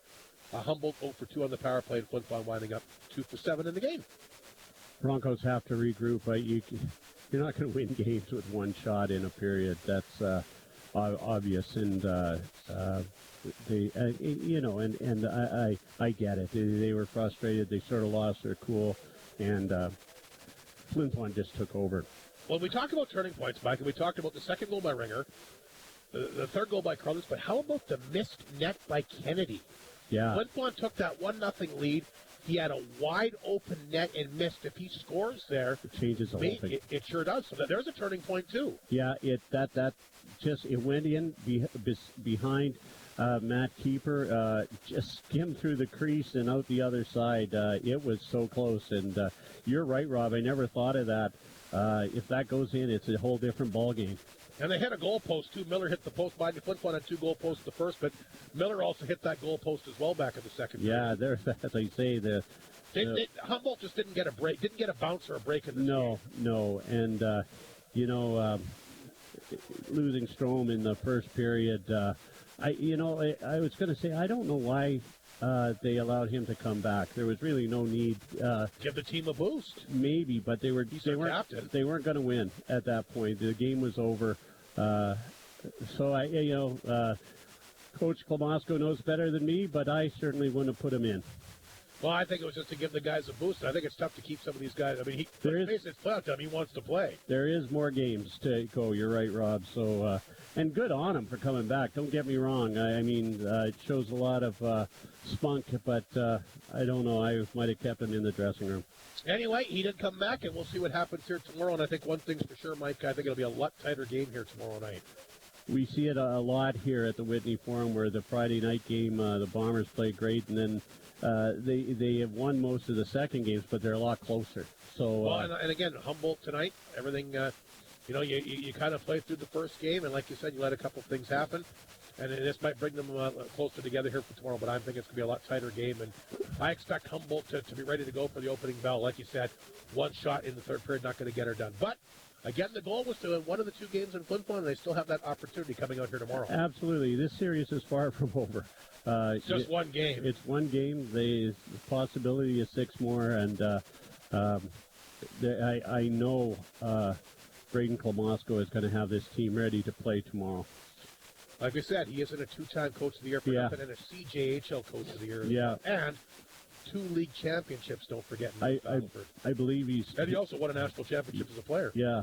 I believe he's probably a great motivator because you said it, Rob. He's calm, he's collect, he's cool on his feet. He's not going to go in screaming and yelling. He's going to motivate them, and he's a player's coach, and that's the way of the world these days. Looking forward to seeing how they bounce back tomorrow. We'll take a break. All our post-game show awards coming up momentarily. Bombers take game 1, 5-0 the final on 102.9 CFAR and FlinFlonOnline.com. Take the short and winding road to Denair Beach and visit the Treetop Kitchen Restaurant it's 12 at the after Ridge this on one, a so Mist. 13 total. As you enjoy your meal, enjoy breathtaking views. They will make your dining experience a memorable one, sure to tempt and satisfy all tastes. Open noon to 8 Wednesday to Saturday on the way to Denair Beach. The Ridge on a Mist and the Treetop Kitchen invite you to savor culinary delights that fuse local flavors with international flair. Bailey Homes provides ready-to-move homes as unique as your family. They'll be at the 1029 CFAR Trade and Leisure Show April 24th to the 26th to answer any questions you may have. From the quality of the build to the care of the move, let Bailey Homes make your dream home a reality. They have the experience bringing custom homes to the north. Find out more by visiting bailey-homes.ca, and they'll see you at the trade show at the Sportex April 24th to the 26th. After the final horn, 102.9 1029 CFAR keeps playing the music that makes your day. Wake up with me, Raphael Saray, in the morning. Middays with Dallas Clark. Behind the mic, woo. All kinds of fun-filled stuff for you and the entire family. Find out everything that keeps you connected. It's what makes us your radio. The Bombers and beyond. CFAR 590, FlinFlonOnline.com, and 1029 CFAR, your radio. Every day, you're confronted with choices. Snooze or not snooze. Decaf or regular, walk or run. With every choice, you decide whether you're the kind to coast through life surviving or grab life by the horns and thrive. Jack Links is here to power the thrivers. Arctic Beverages is proud to supply Jack Links to those thrivers because Jack Links protein isn't just a snacking decision. It's a statement about the type of person you really are. Arctic Beverages for the thrivers. Northland Ford proudly supports the Flin Flon Bombers in the SJHL playoffs, and we know they'll play tough like the Ford F-150, the toughest truck on the market for over 45 years and counting. Northland Ford is helping the community cheer on the Bombers as they fight to bring a championship back home where it belongs, and will provide you with the best selection to choose from in the North for the North. Northland Ford, the dealership you tell your friends about. All right, we're back at the Whitney Forum. We'll get to the post-game show awards and, of course, to the victorious head coach here tonight. Mike, I guess we'll start things off. The KFC three-star selection. What have you got? This was tough. I'm going to give the third star to Ryder Ringer. He just plays good, but, you know, Matt Keeper, I mean, if it wasn't for him, this game could have been a whole lot different, even though he just got one shot in the third, and that's what keeps him out of the 3 stars, unfortunately. The second star goes to Rhett Ewan. You know, he came out playing hard, scored 2 goals, a huge hit in the first period on Strome, and I thought Rhett Ewan played one of the best games I've seen him play. And how can we not say Leighton Egg Carruthers? He didn't look like he had a major injury, which he did have. He stood in front of that net all night, took abuse. He went over, you said it, he went over to Liam Hunks and told him, get the puck to me, and he did, and he went in the net. I just loved how Carruthers played tonight. Flin Flon Insurance, Warrior of the game. You know, again, I'd love to say Matt Keeper. He's up there, but I'm giving it to Anthony Piccinino. Didn't score, but he comes out with a puck every time when he goes in for a battle, and he just works his tail off. He was ready to go tonight. He sure was, and you know, I gotta give Matt Keeper some props too. You can give them both the way. I mean, Matthew Keeper was a factor in this absolutely. Liam Hunks played a great game. Luke Lepper played a great game. So I thought Cole Tanchuk, I love how he was shooting the puck there at the end. So as I say, a tough picks. The Warrior, who is the sponsor of the Warrior, Rob? You said Flin Flon Insurance. Flin Flon Insurance, sorry, I said that for the Matter of fact, it got main crunch of the game. Crunch of the game. That's what I am looking for. Rhett Ewan on Landon Strome in the first period. I thought it was a clean hit. Unfortunately, Strome got injured, came back in the third. As I said, I don't know if I was coaching the team, if I would have let him come back. The game was over. But, again, you might be right to put a spark into the Humboldt Broncos for tomorrow, but he looked like he was out. But good on him for coming back. But what a hit! There was of course Alexander's on my list a few times. So it was a good game. It was a tough game, and good job by the Flin Flon Bombers. All right, thanks there, Mike. We'll pass the headset over to Mike Reagan, the head coach GM, who's been patiently waiting to jump on the Great North post-game report here tonight, Mike. And I guess just to kind of summarize what Mike was saying, struggling to pick in all those stars, I guess that's a good thing because that just shows you how many guys played well tonight. Yeah, Hardy, I was happy with quite a few guys. I thought that the tone was set by, Rhett Ewan and Landon Alexander, 2 huge hits. I think Humboldt came out trying to be aggressive and be physical, and you need guys to answer the bell, and kind of, that hit on Strome, I think, kind of settled things down where it was like, oh boy, these guys can play that game as well. So, the physical standpoint is part of the game in the playoffs, and I thought that we did a good job of that. I'd like to see a little bit more from some guys for sure. And I thought that we had a little bit of what's typical is, when you start at home, the jitters. Right.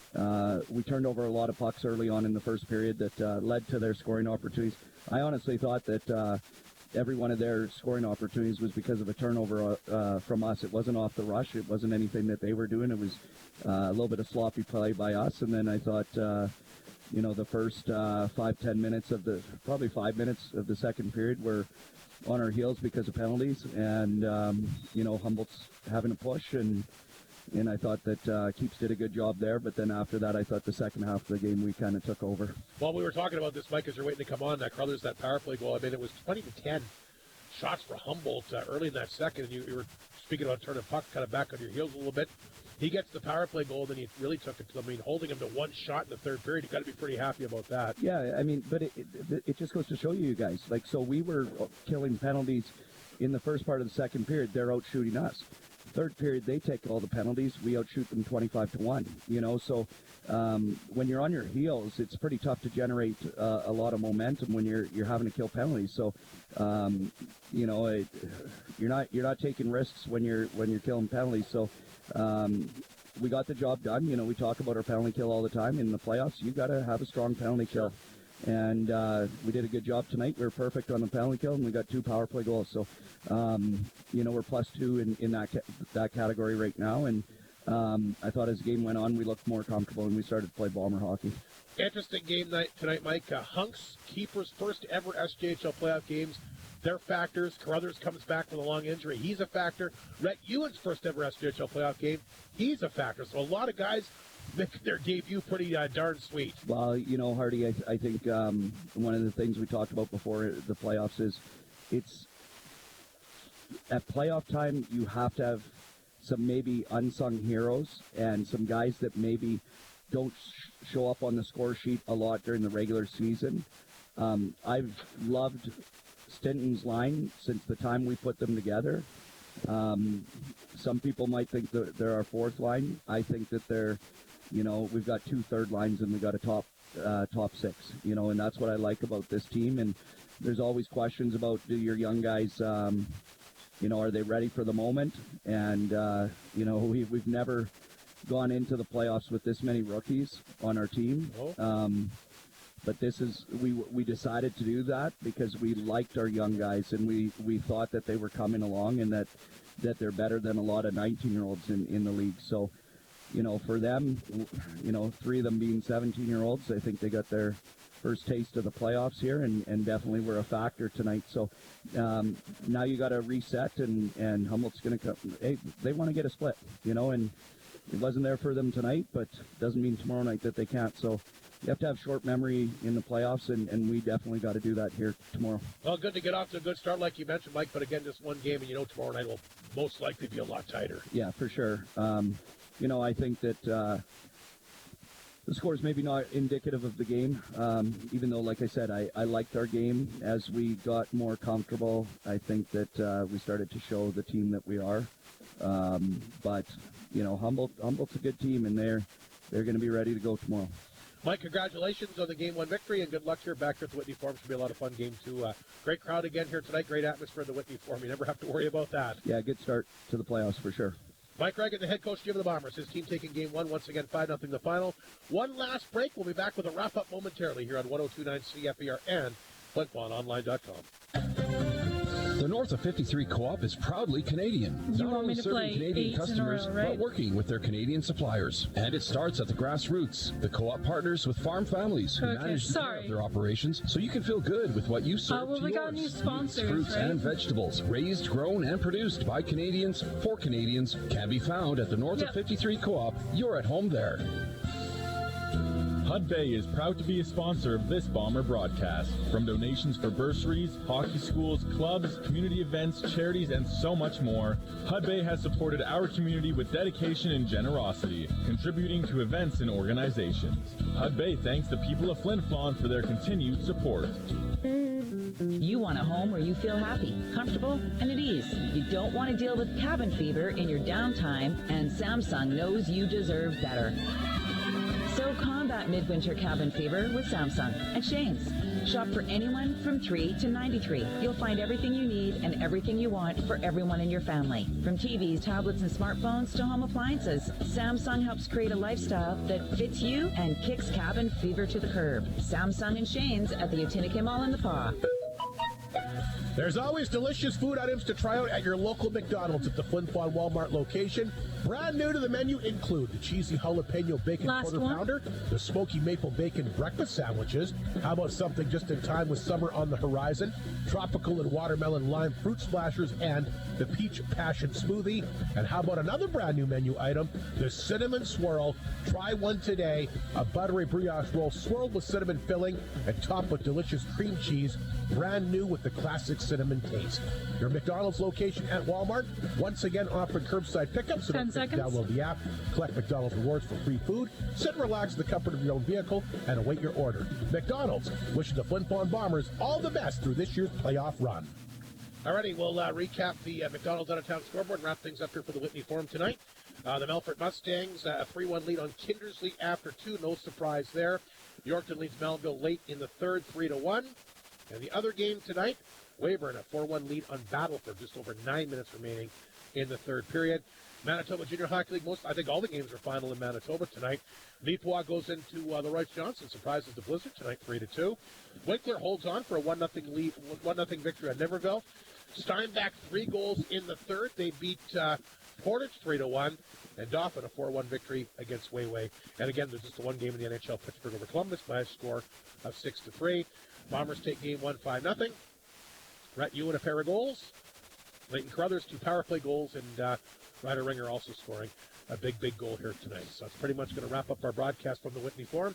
Big thanks to Mike Slip, expecting a totally different game tomorrow. Mike Humboldt, like I said, the goal was to win one of the two. They still have that opportunity with the way the kind of things transpired. Be interesting. I think they're going to be fired up and come up. I expect them to come up with a big start tomorrow. Absolutely. As I say, Braden Klamosko is a motivator, and he's going to get this team back. Dazza Mitchell, he's too good of a goalie, and he was left to his own devices a lot tonight there, especially in the third. And so you're right. We'll probably see a different Humboldt hockey team. Alrighty, so a big thanks to Mike, as well our thanks to both Braden Klamosko and Mike Reagan for their comments before and after the game. Cohen Semp for Creighton Pizza Player Profile and the Big M. Austin Mattis, great to catch up with him. Our SJHL Playoff Preview show here in the second intermission tonight. The final score, the Bombers take game 1, 5-0. They said 941 in attendance. It looked like well over 1,000 to me. Anyway, a big thanks to everybody for coming out and cheering on the team. I look forward to seeing, of course, everybody back here for game number 2 tomorrow night. Oh, and a big thanks to Ray back at the studio as well. Good night from the Whitney Forum.